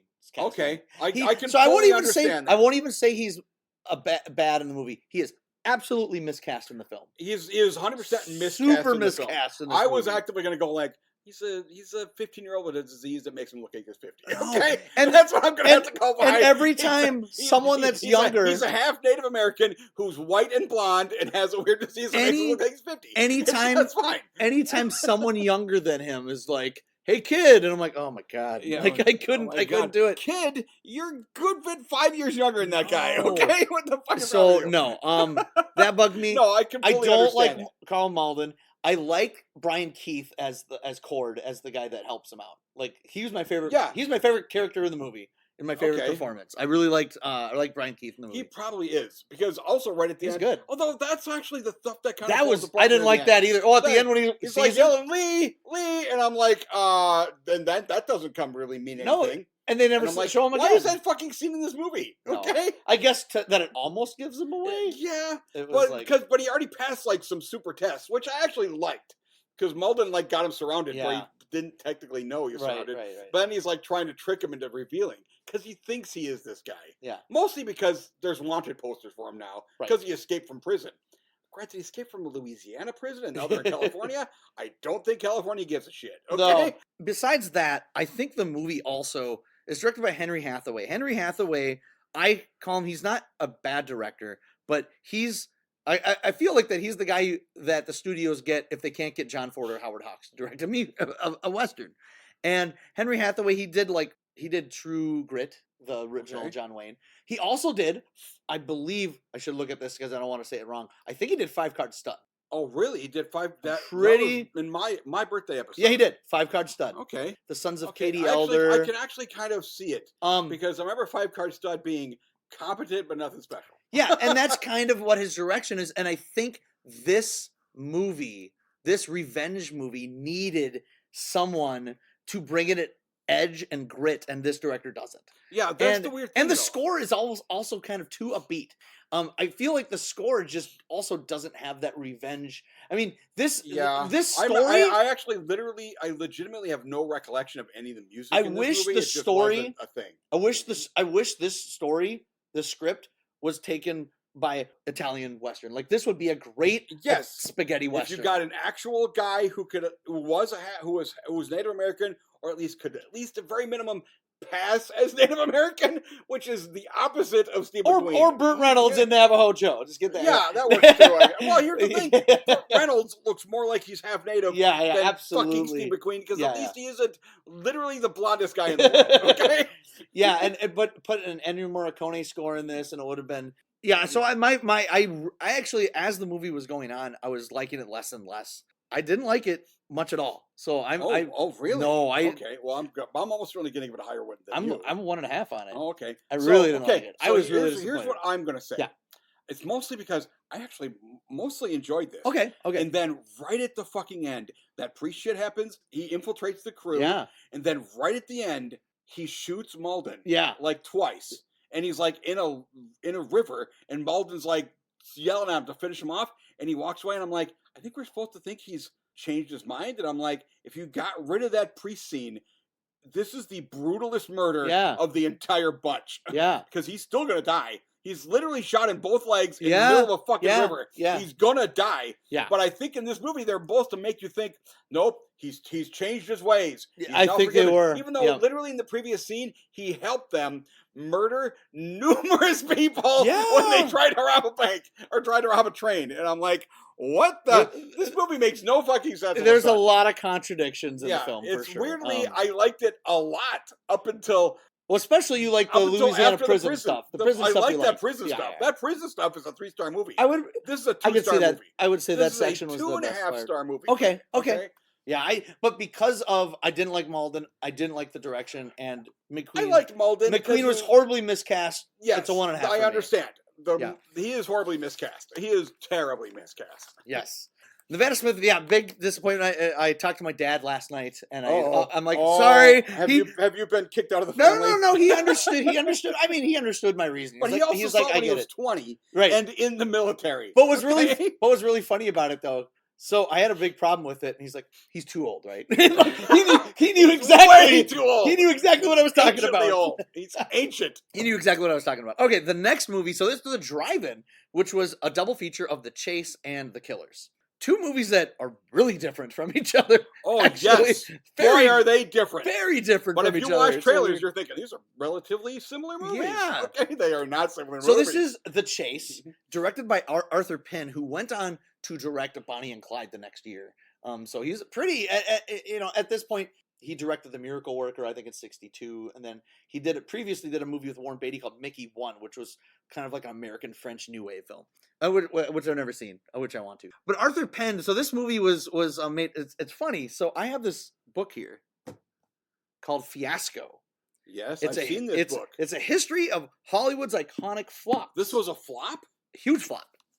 Critically, that's annoying. And box office. Because, okay, spoiler to my review, this is the movie I have liked the most of all of the movies we've watched for this fucking show. Yay! Fucking hell. I was enraptured with this movie for the last hour. Well, so I've stayed away from this movie, The Chase, because I've had this book for a while. The History of Flops has like Popeye in here. It has Ishtar. The Chase has literally got its own fucking chapter. Well, they all do. This is not just a list. No, every movie has a chapter. So there's Popeye. There's Cotton Club. There's Cutthroat Island. Last Action Popeye. Hero. Shanghai. I saw that in the theaters. I did too. Shanghai Surprise. Out of you're like 4. I did see it in the theater. Your parents are bad parents. Ishtar. So this movie, The Chase, and I remember Ishtar. We're gonna watch Ishtar for this sometime. In '87, let's do it. Have you seen Ishtar? Yeah. Oh well. Have you seen Heaven Can Wait? Is that in there? No. Heaven Can Wait. That was a hit. That was nominated for Best Picture. Was it? But nominated for Best Picture doesn't mean it was a hit. Yeah, that's true. There's plenty. No, it was a box office hit. Anyways, okay. So I'm looking at The Chase, and I read this chapter years ago, and I've stayed away from this film because it has a reputation of being kind of fiasco. This movie's fucking amazing. This movie's so fucking when good. I'm so glad you liked it. So The Chase. And Picture Wagon! Picture Wagon's in, yeah. Oh, I love Picture Wagon so much. So, it's so terrible. Reading about The Chase, so I was reading the chapter. After I watched it, after we came back, I reread this chapter to find out more about it. So I'll go into a little bit more on that. You can inform me. I don't read. I'm illiterate. So The Chase is starring Marlon Brando, Robert Redford, and a young Robert Redford. This is like he was very early on in his career. He wasn't above the title. It wasn't like his. Thing. I was wondering because he's young in this. Yeah. But he was still hit by the handsome stick. Absolutely! God, is he an attractive man? Yeah, he is very, very, very pretty. Jane Fonda, but it's also lots of character actors. You got E.G. Marshall, Angie Dickinson in the first movie. Of the Angie Dickinson double feature. Yeah. Angie Dickinson, another drive-in with Angie because we saw Big Bad Mom. Yeah, we did. Robert Duvall, one of his first, which I'm like, roles, wait. Yeah. Was he born 45? Because he was 45 in this, and he was 45 in the mid 90s. Okay, so I think he was. I don't understand how he was 35 or 36 in this God, movie. He does. He looks old. Yeah. The Chase. So this was based off of a novel and a play, I guess. I'm looking at Wikipedia I don't know right how there. this would be based on a play. Yeah, I don't know. I guess the Redford character is like talked about in the play. Yeah, but in this. Okay, well. So I'm going to do the synopsis, and the synopsis. I'll make the synopsis a little short, but it tackles more things than just the synopsis. But the synopsis is Robert Redford plays a guy named Bubber, and I'm like, am I saying Bubba or Bubber? And then it was like, okay, it's Bubber. So Bubber is this guy. It's a southern town. He was in jail and he escapes with this other guy. The other guy kills. He's not really a character in the movie. No. He kills. He kills us. They try to steal a guy's car and he kills him. Robert Redford doesn't. And Robert Redford's in fact like, what did you do? And then the guy just takes off and Robert Redford's left, still wandering around trying to escape. But Robert Redford's character kind of gets the blame for the murder. So word is going out. Fingerprints or something. Yep. In around his fantasy body, movie version, they have fingerprints. Yeah. Back then, that worked. But then the rest of the movie takes place in this small town. Marlon Brando is the sheriff, reluctant sheriff, because I think he was a farmer, and then the rich guy who owns the town kind of like made him, like gave him a deal. Like, yeah, I'll let you be the sheriff or whatever. And his wife is Angie Dickinson. E.G. Marshall plays the rich guy. He has a lot of different things. He owns a bank and he has like oil wells and whatever. And who plays his son is James Fox. And James Fox was a British guy, James Fox, and he has a pretty convincing American accent. He's actually pretty good. Actually, everyone's pretty good in this movie. Well, the first time you see him, I assume he's like a villain in this movie. Yeah. He's not really a villain. No. Because he's like at that well, and I'm like, oh, he's a fucking horrible person. I'm like, oh, he actually kind of comes around. He's not that bad. So that's actually the thing about this movie is you do not make assumptions. No, not at all. And what's neat about this is that they had they introduced all the characters. They have like Robert Duvall works at the bank, and then his wife, and all these characters. As all this stuff is going, because it's a little bit of a melodrama with like people having affairs and whatnot. But while this is all going on, this is on a Saturday night. It's hot. People want to go out and party and drink. Throughout the day, it's known that Bubber is escaped and he's out and he murdered someone. And it's also known that his name is Bubber. Yeah. It's not Bubba. No, it's Bubba's Bubber. Like name. It's Bubber. And I'm like, what are they saying? Are they saying Bubber? Yep. And then Jane Fonda plays his wife. Yeah. And who is having an affair with James Fox's character, the son of the oil guy. The oil guy's worried that, what if Bubber's coming to kill his son? Yes. But all the other people, like a lot of the townsfolk Bubber killed this guy. It makes sense because they all believe that Bubber has escaped from prison and murdered this guy. Yep, they kind of formed a little bit of a lynch mob or whatever. Oh, those guys are the most terrifying thing in this movie. Absolutely. And then Marlon Brando plays the sheriff who's just trying to keep everything together. Yeah. He wants to find Robert Redford before the lynch mob does. Everybody thinks different people are doing different things, except for the lynch mob. Everybody knows exactly what they're doing. Okay, right. You're right about them. Okay, so halfway when it first starts, you see Robert Redford, and then it goes over here, and then you see the James Fox, and then you see they introduce Marlon Brando, and they introduce Robert Redford, and then they introduce E.G. Marshall, and you're like, holy shit, this movie's really ambitious. It's a juggling act. It is. They really have to juggle all these characters to get to, and you got Jane Fonda, and you're like, oh, geez. So I can see where this could have been a huge disaster because it's ambitious. It's an undertaking of trying not only juggling these characters, but juggling so many different themes. So you have like the lynch mob justice thing. There's underlying, not even underlying. There's flat out racism in this film. There is, and I love it. And they tackle it. Fucking terrifying. This movie is not racist. It's showing you the ugliness of bad racism. Those people are. Yeah. But it also doesn't do the thing where like the code would require that those bad people have to be punished. Nope. No, yeah. They are scot-free at the end of this movie. Yeah. To go back to being monsters. Yeah. Okay? Yeah. It's also the sexual revolution in the 60s, with people swinging. There's essentially almost like swinger parties. Much swinging. There's almost like a swinging party, and everything's out in the open. Like everyone knows, you're having an affair with her. You're having an affair. Yeah, bang. Everybody knows what's going on, and that was interesting in the movie, and because that was kind of a thing in the 60s. That was the swinging 60s, So I think that they were addressing that. So there are so many different themes and stuff that I feel like that this movie could have been a disaster. So when I was reading the book and it was saying all this stuff, the chapter on how this movie is a terrible film, apparently, but really, the book even says this bad movie? Yeah. Well, that book's fucking dumb and wrong. James Robert Parrish is the author, and he's wrong about this film. He's not just wrong. He's unequivocally wrong. He's really wrong. This movie is fucking amazing. But maybe seeing it in '66, maybe it did seem weird. Drive-in? Yeah. Bad place for this movie. This was not a drive-in because you have to pay attention to this fucking movie. Because in the beginning of it, like you said, all these people show up, and I'm like, This is not a drive-in movie. Because I'm like, I gotta fucking pay attention because I don't know anything about these people are. And there's like subplots that are there but aren't as important as you think they're going to be. The Robert Duvall character is the one who committed the actual crime that Bubber went to prison for. And so he's also afraid that Bubber's coming back to murder him. Okay? Nope. Bubber literally probably still doesn't know that. Okay? Doesn't fucking know. He has committed crimes. He just, I would assumes, thinks, they think I did this because it makes perfect sense to think I did this. I've committed many crimes. I'm it's not great. Okay? That was interesting how they were doing all this stuff, and it drew me in. Like, I was like, okay, I'm in. I was waiting for it to fall apart. I kept waiting because I've read this book. Me too. I'm like, so I hadn't read that book. So right now I'm like, okay, I'm in. When is this going to fall apart? Because I know this is supposed to fall apart. And, mine was different. I was hoping it didn't fall apart. I was hoping too. Because I didn't know anything about that book. Okay? And so I'm like, I hope this doesn't fall apart. Fucking blow it in the end. Spoiler alert, it does not fucking blow it in the end. Okay? So, well, I think, so you already spoiled that you liked it. I really liked it too. I was really impressed with the film. And my favorite in the movie, I fucking love Marlon Brando in the film. Oh, Brando was so good in this movie. He's really good. Here's the thing. Literally everybody.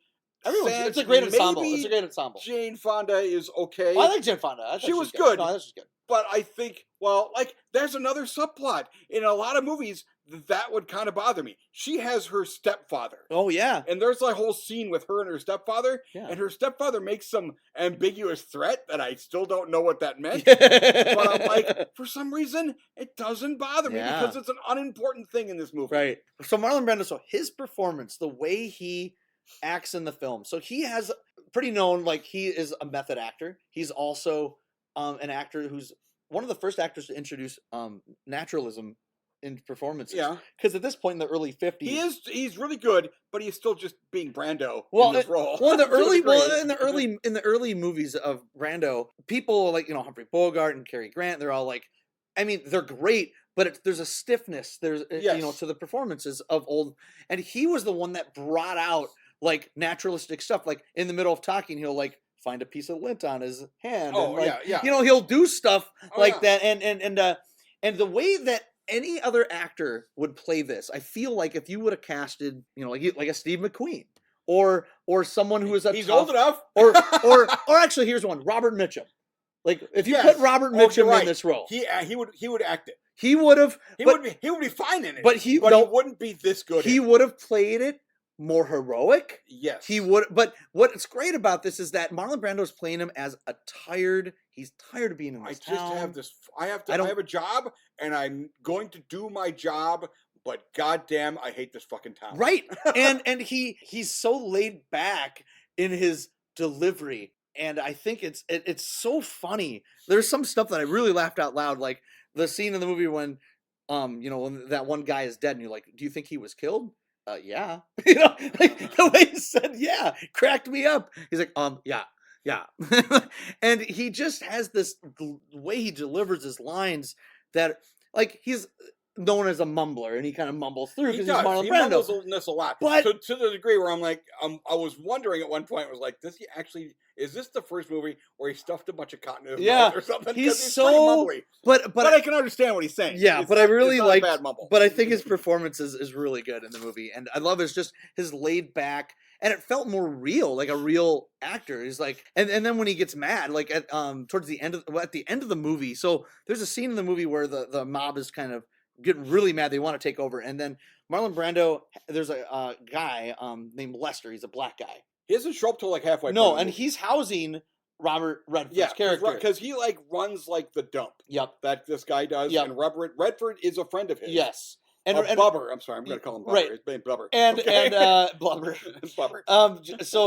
But Jane Fonda. So Lester goes to trying to find Jane Fonda to tell, hey, Robert Redford's here. The Blubber's here. Yeah, but she's not home. She's not home. And then the lynch mob guys, who are super racist, just want to pick on a black guy anyway. They see that he was inside of the house or the apartment of a white woman. And they were essentially... And they are 100% going to kill him. going to murder him. Oh, absolutely. And then Marlon this Brando is one shows of like up 5 times where Marlon Brando character just randomly shows up to save somebody. But Marlon Brando, I'm fine with it. I think he's circling around because he knows what's happening. He knows. But bad shit's happening. I mean, it's a time bomb. This town is, but Marlon Brando shows up, and when he takes when he takes the Lester under, and he's like, okay, cool. And then he's like, "You're going to prison. You're going to be safe there. I'm putting you in jail. I'm protecting you." No, and now Lester is also like, "You can't do that because you haven't got probable cause or whatever." He goes, "You're not answering my questions." He just literally basically makes up a reason to put him in jail. Well, and then he says, "Granted, he legitimately isn't answering his questions. Right. He knows where Bubba is." Because he knows he's a friend of Bubba's, and there's no reason for him to show up and go to Bubba's wife's house. But he's not telling. But Jane Fonda goes there, and then Jane Fonda finds out the news. Still, Marlon Brando doesn't know. But now the lynch mob guys show up, and they're like, "Hold Marlon Brando down," so one of the guys, E.G. Marshall, can go question him. Living shit out of him. And that scene is so great because it's so brutal. And that's why I assumed he was dying. That's why you couldn't cast Robert Mitchum, because Robert Mitchum would not. You can't kick his ass. No. And the way that Marlon Brando played him, it's such a brave performance to go there and be like, you know what? I'm going to get beat up, and I'm going to get it beat up hard, and I'm going to own it. And he gets the shit kicked out of him. Also, the makeup in this, his post-beating is like, holy shit. Oh, his eyes all swollen. Did they just beat him up for real? It looks really good. They put red paint on him because it's a fucking 60s movie. one of my favorite... There's a lot of blood in this movie. Yeah. More than I expected. One of my favorite things in movies is when someone makes a stand. Yeah. And when Marlon Brando, after getting the shit kicked out of him, when they go to the junkyard, which is a great location, by the way. Oh, it's phenomenal. They go to the junkyard, and Marlon Brando, they're shooting Robert Redford. Robert Redford, he's right there, and the lynch mob has guns on him. Marlon Brando, still with the shit kicked out of him, walks over there with a gun, stands in front of Robert Redford. He stands back up, making his stand. And I'm like, ooh, I just love that part. That was so great. This is one of those things where the characters are making assumptions. Yeah. And they're always wrong. Yeah. Okay? Robert Redford just assumes seeing the sheriff is the last thing he wants to see. Right. But the sheriff in this is 100% on as much on his side as he can be. Yeah. He doesn't want him to get killed. No. He probably certainly is going to put him back to prison. Okay? Yeah. Spoiler alert, he doesn't go back to prison. No. But Marlon, unless prison's 6 feet under. Okay? Marlon Brando. But that scene when he makes that stand, I'm just like, whoa, yeah! That was such a great moment, and Brando pulls it off. Everyone else is really good in the movie. I think E.G. Marshall is really good.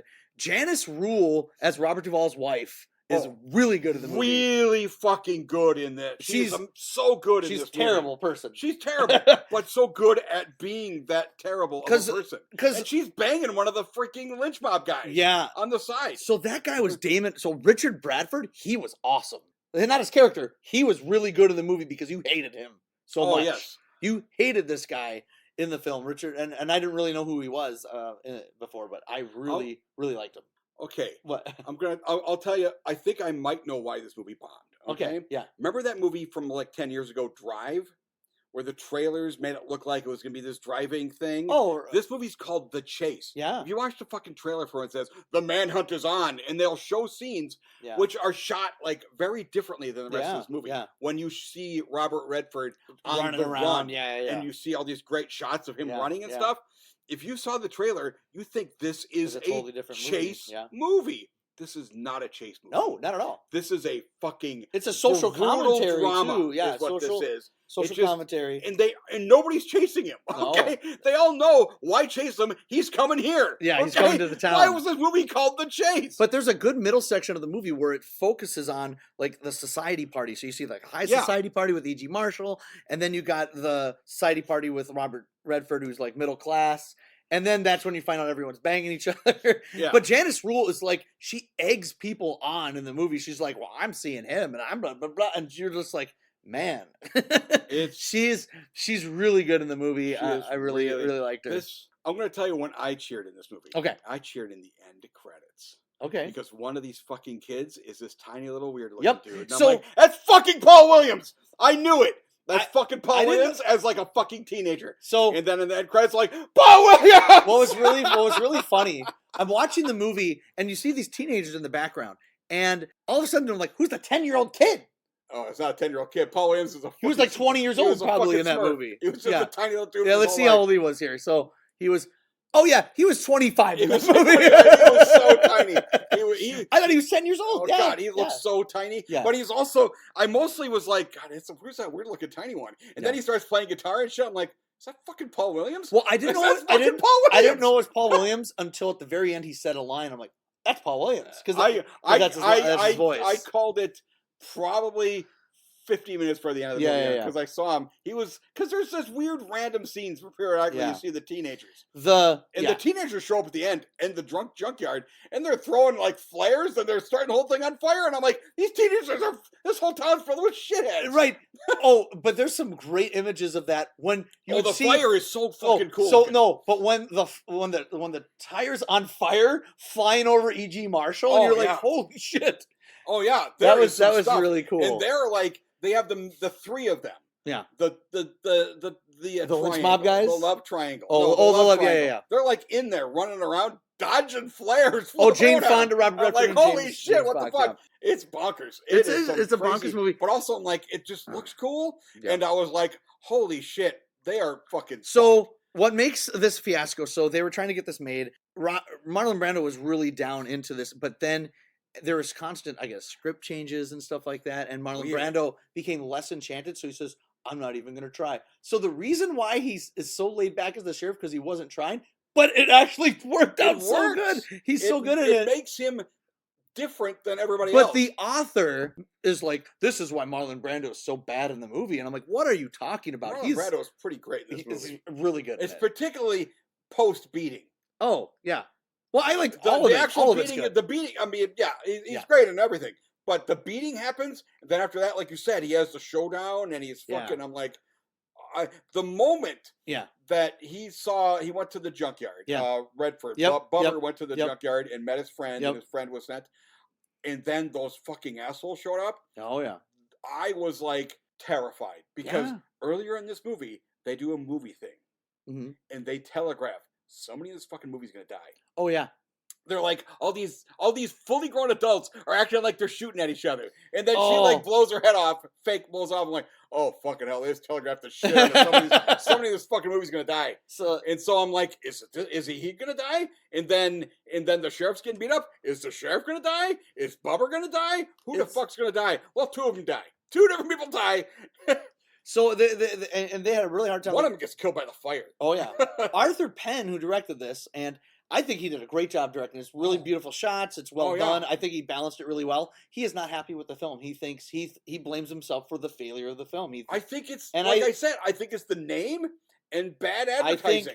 I feel like this is a prestige film, but they advertise it like it was a fucking trailer park. I think garbage. This movie was. I think it might have been maybe ahead of its time. I think this movie holds up really well, and I think is aged actually better. And I think this movie needs to be a second look because I don't think it is the disaster that everyone says. I think it's the name. I think really it is good. the name and the trailer. I'm going to give people go to a drive-in and expect, oh, it's going to be a great movie where there's a gangster, these criminals are on the run and shit. And I'm like, that never fucking happens in this movie. I also really like John. I mean, I thought that was going to, that's what I thought the movie was going to be. Right. Because we're at a fucking drive-in. Yeah. It's called The Chase. Yeah. Okay. And it starts right out where there's a prison break. Yeah. Okay. I'm like, oh, it's a fucking prison break. Awesome. No. Nope, John Barry, who did the James Bond stuff, he did the score for this, and it was a really good score. Yeah, I really like that. It's a 3.5 for me. Oh, you 4 for you. I was a 4. Yeah, no, I'm so glad you like the thing. I was hoping you were gonna give it a 4 because I'm never wavering on Big Hand, and this is a better movie, so I have to give it a 4. It's the rules of science. Well, it's funny with when I was watching this movie, and I'm like, I couldn't tell if you were liking this or not, and I was really worried because I know you have problematic stuff, but the way that they deal with it, they don't like try to. You aren't supposed to like the people. Yeah. That's what the thing that I don't like. I was really impressed. When they're like bad, but you're supposed to think, oh, that guy's cool. Yeah. Like, no, none of these people are cool. Not even Bumper is cool. Okay. Yeah. He actively knows he's not a good person, but he still doesn't want to go to fucking. He doesn't want to be in prison for a crime he didn't commit. Okay. Oh, so the end of the film. So spoilers. So if you don't want to hear it, go ahead. So spoiler alert. So it ends with Brando brings him back. He brings him and there's a huge crowd and he's bringing Robert Redford up into the sheriff's office, and he's all beaten up and everything. And then someone literally Jack Ruby's fully. That's exactly what I was thinking. Jack Ruby's got fully Jack Ruby right there. One of the guys comes up and just shoots Here's the thing, Robert Redford several times. As much as we have said there were the 3 racist guys, there were fucking 4 of them. Oh yeah.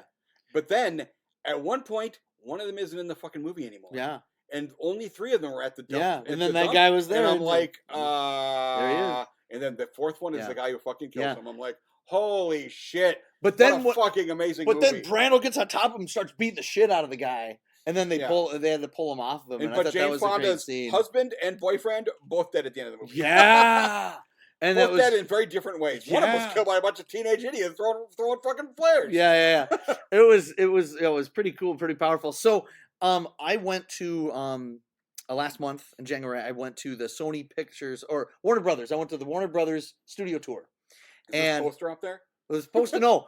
So we that whole town square, I was sitting there. Oh, that town square is in a lot of movies. This is the Back to the Future town square. I noticed watching it. This is in Bye Bye Birdie. You ever seen Bye Bye Birdie? This town of course. Square is a huge fucking scene. Half the movie takes place in this fucking town square. Also, Music Man too. Oh yeah. Music Man is they filmed that the Hollywood town square. I knew it the moment I saw it. I'm like, because they have that fucking statue in the middle of the shit. What was really funny about it was, so the guy Curtis was our tour guide, and he spoiled the ending of the movie. Of the chase? Yeah, because he goes, "Oh, this building right here is where that he knows for a fact nobody's seen." Yeah, he goes. This is the scene where Robert Redford goes up to the thing and he gets assassinated, and I'm like, "Oh, well, thanks for letting me know." We didn't know what we were going to watch at that point. No, we didn't know. Then you saw it on here, and you're like, "I also see that." I'm like, I already know what happened. I'm glad you didn't spoil it for me because I wasn't going to. I knew when that weird telegraphing scene happened, somebody was going to die. But I'm like, I mean, also this movie might just be weird enough that it does that, but nobody dies. But nope, somebody dies. Okay. Yeah. So let's see. I got the. No, I was blown away by this movie.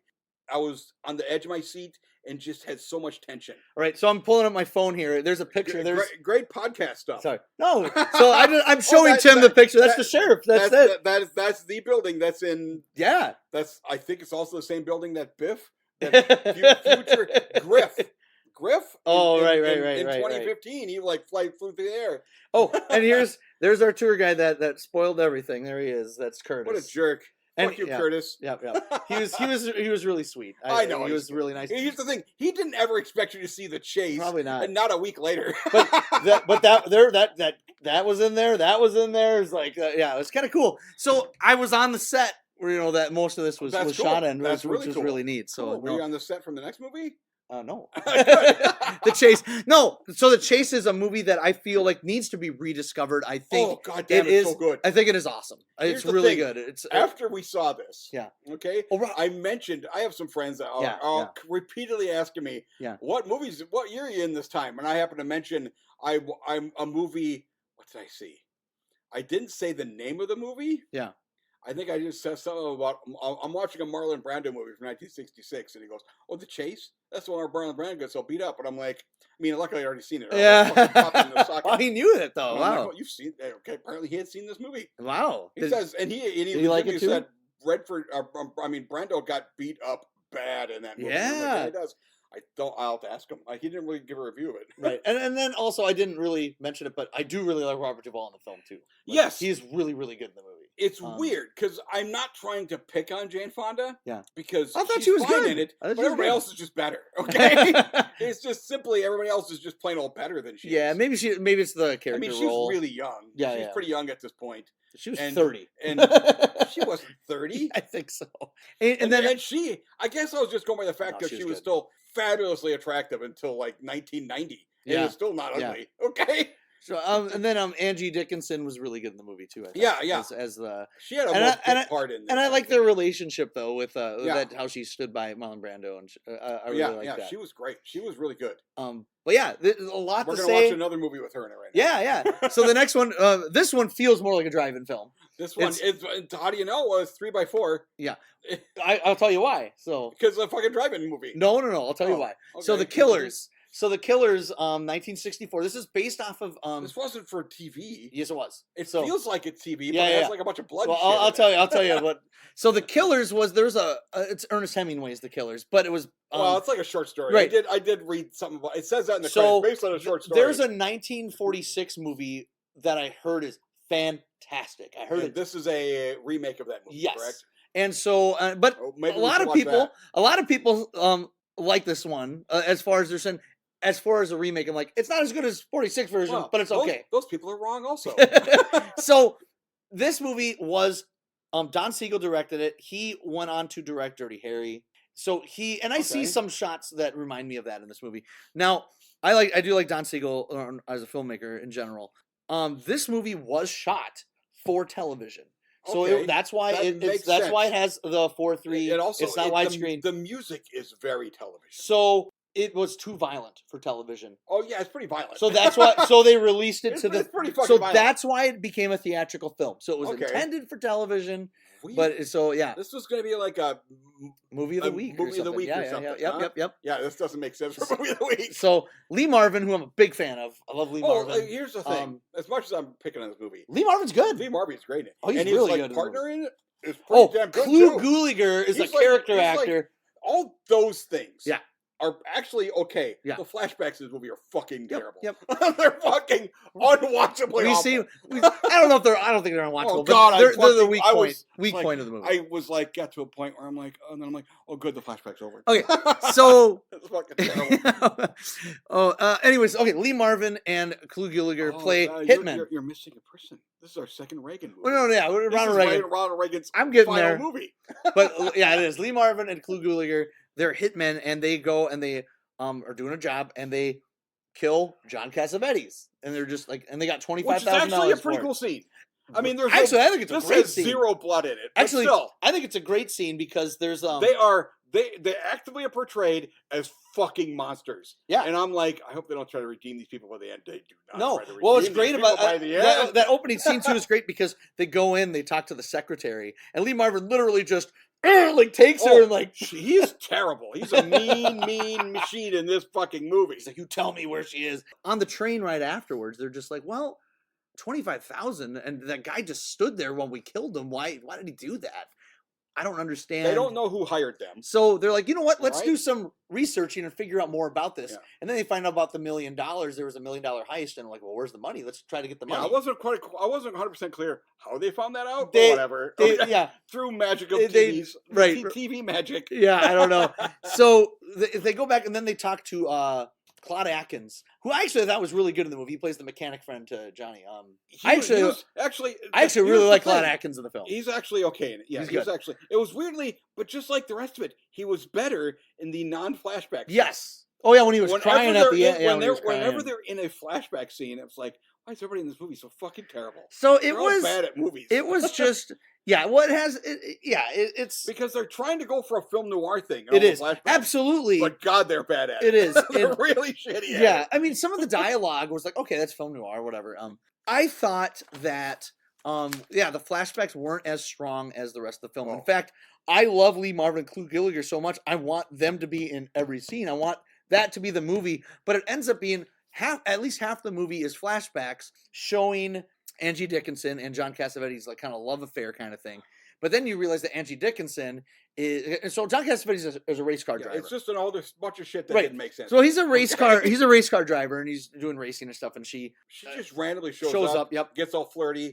And they leave together, fall in love, and then you find out that she's with a gangster played by Ronald Reagan, Jack Browning, and she keeps going back to him. So.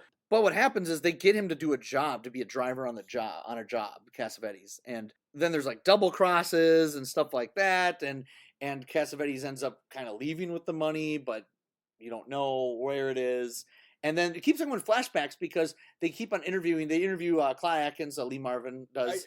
And then they talk to... The word is interrogate, okay? Right. And then they torture stuff out of people, okay? Right. Well, not Claude Atkins. They were nicer to him, I think. But then they go to Norman Fell. Who I thought was pretty good in the movie. Actually, I like Norman Fell. I don't like him in anyways. It's weird. In all the non-flashback stuff, everybody's just better because they're not trying to film noir it up. Yeah. They're just trying to... be Lee Marvin being fucking intimidating and terrifying. So and accurately. Norman Fell. They interview him in a steam bath kind of thing, and he's in that steamer machine, which I would never ever get in one of those. No, things. but I'm not a sauna guy. But Some I mean, people love but saunas. I don't want to be trapped in that thing. Well, here's the thing: he was trying to get out, and he could. He just needed to open it up, but not if there's a bunch of lummoxes standing in front of it. Clu Gulager he has his shades on the whole movie, and he's just like. Always, I love it how he looks around. And he's always like, while Lee Marvin's like questioning, he's always in the background, like fucking with something in the background, like playing with a toy. That's the thing. Lee Marvin is terrifying in a different way than whatever his name. Clu Gulager. Clu Gulager. Okay, that's a fucking tongue twister of a name. Okay, but he is a different version of terrifying. Yeah. Which is like cool. Yeah, there was really neat contrast with each other. It's weird because I was enjoying this movie, and then the moment that flashback started, I'm like, "Oh my god, I'm bored." It was like a minute in. I was so bored. There's two really lengthy flashbacks. Oh god, they're so fucking boring. The one I was really upset with was not upset, but I was just like, what? The racing. There's a racing scene where it's literally they show 5 minutes of a race. Oh, 5 minutes of a race that you did not need. That's because it was a TV thing, and they had to get it to an hour and a half. Yeah, I guess you didn't need it, and that really bothered me. I'm like, yes, in the theatrical version, you can edit some of this shit out. Because you can make this movie an hour and 20 minutes, and it'll be a better movie. I actually did like Ronald Reagan in the film. Really? Yeah, I really like the. I mean, the scene when they show how bad he was. You know, he's like when he pimp slaps Angie Dickinson. Yeah, when I was watching it, I'm like, because we've seen him in 2 movies. Now, okay. And then the other one, he was bad at playing a drunk guy. He wasn't particularly good in that. and in this one, I'm like, I don't think I don't know. I'm like, was Ronald Reagan? I think the reason he retired was because he wasn't. You know, what's really great acting thing. If you notice it, in every shot though, his eyebrow was always one over. He had a constant smirk on his face like that. Here's the thing: time. he looks more like we all think of Ronald Reagan in this movie. Oh, absolutely. Because he had aged a lot. Between 39 and this. Yep. And then he becomes president 15 fucking years later. Yeah. And he became right after this. The governor. He was the governor. In 68 or something of California. So it was then the ending with Lee Marvin and then how he confronts Ronald Reagan. And then, you know, he shoots him and shoots Angie Dickinson. And there's a bunch of bad people in this movie. And there are no more bad people at the end of this movie because they're all gone. Well, like the Clue guy, he gets... Oh, yeah. That was a weird... He got, like, sniped by Ronald Reagan. Yeah. But you don't see it. You hear gunfire. And then you see Ronald Reagan later with a gun case. Yeah, and I'm like, is that what just happened? He got shot? Because it was terrible. Okay. Yeah, there is one line in the movie, and of course, I'm looking at my notes and I can't find it that I really liked with Lee Marvin. Let me see if I can come up with that line. I did not write any quotes down, so no, I don't know what you're talking about. I don't like your story, lady. Will you tell me another one, please? Like when that was so great. Yeah. He was just he does smack her, but he smacks her, and he's like, I don't like your story. I mean, he goes to the window and just opens the window up, and I'm like. Fuck. And he they hold her outside. They shove her out the window. Oh, okay, I'll talk. Oh, that was so great. And I'm like, God damn it! I wish this movie wasn't terrible. So I would say there's parts of this movie that aren't terrible. Yeah, so I would say there's 20 to 25 minutes of the movie when it's the Lee Marvin, Clu Gulager, because I thought Lee Marvin was going to be all over the film, but it's literally he's kind of supporting in the film because he's not. There's like he's not. He's not in it as much as the race car guy. There's like 45 minutes of the movie where he's not in it, you know. And that's the first guy who dies in the movie is the actual main character of the movie. Yeah. So and Cassavetes is fine. In the film, whatever. And Angie Dickinson, I think is fine. Everyone's fine, but Lee Marvin and Clu Gulager in the film, I really like. Yeah, the stuff I liked, I really liked. So I'm not. And by like, you mean you thought they were good? You didn't like them. You don't want to be their friends. No, but I always like villains. I like villains in movies, and I like. Yeah, I'm just if they're good at it, and they were really intimidating. I'm like, oh man, they're badass, and I just love Lee Marvin, and so I really enjoyed that performance. So. I know I liked it more than you. I'm still not fully recommending it. It's a 2.5. Oh, I'm going with because the stuff I liked, I really liked. Cause that stuff when Lee Marvin was just like, "Tell me a story, lady," and he's like, "That stuff I liked." But the ending, I think the beginning and the ending are great. I think the middle stuff with the flashback is middling and melodramatic and not. as good as it should have been. I dislike the flashback stuff. Yeah, so very much. I didn't really hate it as much as you, but I didn't like it as much. Even though I liked a lot of the non-flashbacky stuff, because they were legitimately like intimidating and terrifying. Well, when it opened, I'm like, they die in the end, so I'm happy with that too. Well, when the movie opened, I'm like, the first 5 or 10 minutes of the movie, I'm like, I'm gonna fucking love this movie. Me too. I was like, I am going to love this film, and then the first flashback happens. And then the first flashback. Yeah. And then like 5 minutes into the first flashback, and I'm like, nothing's fucking happened in this flashback. Right. What function is this? This is so terrible. I will say this. I'm gonna give it 1.5 because the good stuff is I liked, but you really hated that. The bad stuff is a 0. So for me, if that entire movie was that, it's a fucking 0 for me. I fucking was so bored. So the bad stuff, no redeeming. The bad stuff for me was a 2. And then the other stuff was like a 3 or a 3.5. Oh, wow. So that's why I give it a 2.5. Here's the thing. I would give the good stuff like a 3. Yeah. But the bad stuff is a 0, so I'm going 1.5. Okay. No, that makes sense. That's splitting right down the middle. I know you're talking about the music being like TV. I actually really like the music of the movie. Really? When the Universal logo pops up and it's just like bum bum bum, and then it does this jazz like bum ba da bum, and then it does this jazz thing. Johnny Williams did the score. That was John Williams. The music. What? Yes, but it was credited. If you watch the credits, it said Johnny Williams. So it was Johnny Weird, because it didn't. It sounded like he literally just took some stuff off the wall. Actually, and said, "Play this." No, now. That was great. Actually, the very end when Lee Marvin he gets shot. He's shot. He's dying because he has a wound in his stomach or whatever. Yeah, and he's walking onto the lawn. The music. He was also shot during the sniper thing, but they didn't really let you know that. So, but when he was walking onto the lawn and the cops are showing up and he's about to fall over, the music there, I could hear John Williams. I was like, there it is. I guess I didn't know it was John Williams. There it is. There's John. There's John Williams. I remember going like, this is like. So I thought it was music from the streets of San Francisco is what it felt like. So so I can recommend the bookend stuff, like all the stuff with Lee Marvin and Clu Gulager. Maybe if we travel at the right period of time, we'll see the OG of 1944. I actually really want to see it because I've heard really good things about it, and so I definitely want to watch it. Here's the thing though, I would assume in that original one, the actual assassins won't be this terrifying. They will just be people with jobs or something. I don't know. They could be really terrifying. I don't know. Yeah, I'm curious. But here's the thing: they all die in the end, so it's totally in the 40s. Allowed to go fully code, but that's fine. It's going to be film noir though. They're all going to die. I'm sure it's straight film noir. That movie. Yeah. But no, so I ended up giving it, like I said, 2.5, but 1.5 for you. So that was our movie. So out of the movies, I think our best movie for me is The Chase. The Chase is the best movie. Yeah. For me, best performance actor, it's Brando for me. I'm Brando. God, actually, it's really this was a good week for performances because I did like Jason Robards in 1,000 Clowns as well. I liked him a lot more in Big Hand. I know you did. So that's supporting though. So it probably is Brando. Brando for leading actor. It's not McQueen. It's not Max von Sydow. No, it's not Max. I mean, Lee Marvin, but that was certainly still supporting. Is not Max. No, and it is not Steve McQueen. You're right. Lee Marvin. It's a weird thing about The Killers is there isn't a lead in The Killers. No, it's like there's 2 different movies here. Which one's got leads? We don't know. Okay, but the Chase, I think Brando is my favorite performance.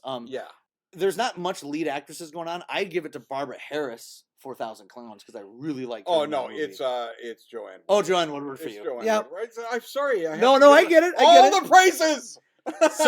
Supporting actor.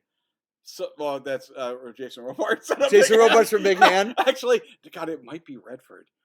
Redford is actually really good, and this is like really early in his career. Yeah. He was really good. I'm gonna go with Lee Marvin for Killers. Lee Marvin is good. But he is good for me. I mean, the weird thing about Killers is they're all supporting. There's no lead. Yeah. So I would give it to Lee Marvin, even though he's billed as the lead, but it's a supporting performance. He was just the biggest name. For supporting actress, I'm giving it to Janice Rule for The Chase, who played the wife of Robert Duvall. Like she's my favorite supporting actress. Supporting actress. I would give it to her. I thought she was really good. It probably is. Angie Dickinson is pretty fucking good in that though. She's pretty good in The Chase. Yeah. She's not any fucking worth a damn in The Killers. No. Okay, she's terrible in that. Angie Dickinson was good in The Chase as well. But I really like Janice Rule. So this was a fun week.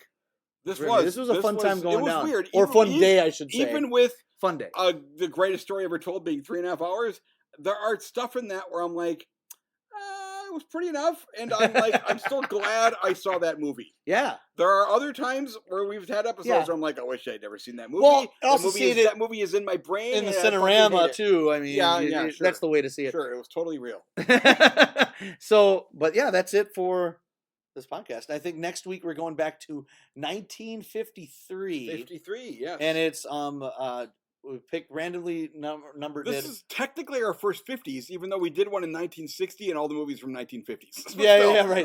October 8th, 1953. So no driving, I don't think. We're not going to hit a drive-in. Well, until next time, I'm Austin Kennedy. I'm Tim Kaiser. And we'll see you next time. That's a different way to say it, I guess. See you next Tim. time. See you next Tim. Yay! Right. Bye-bye.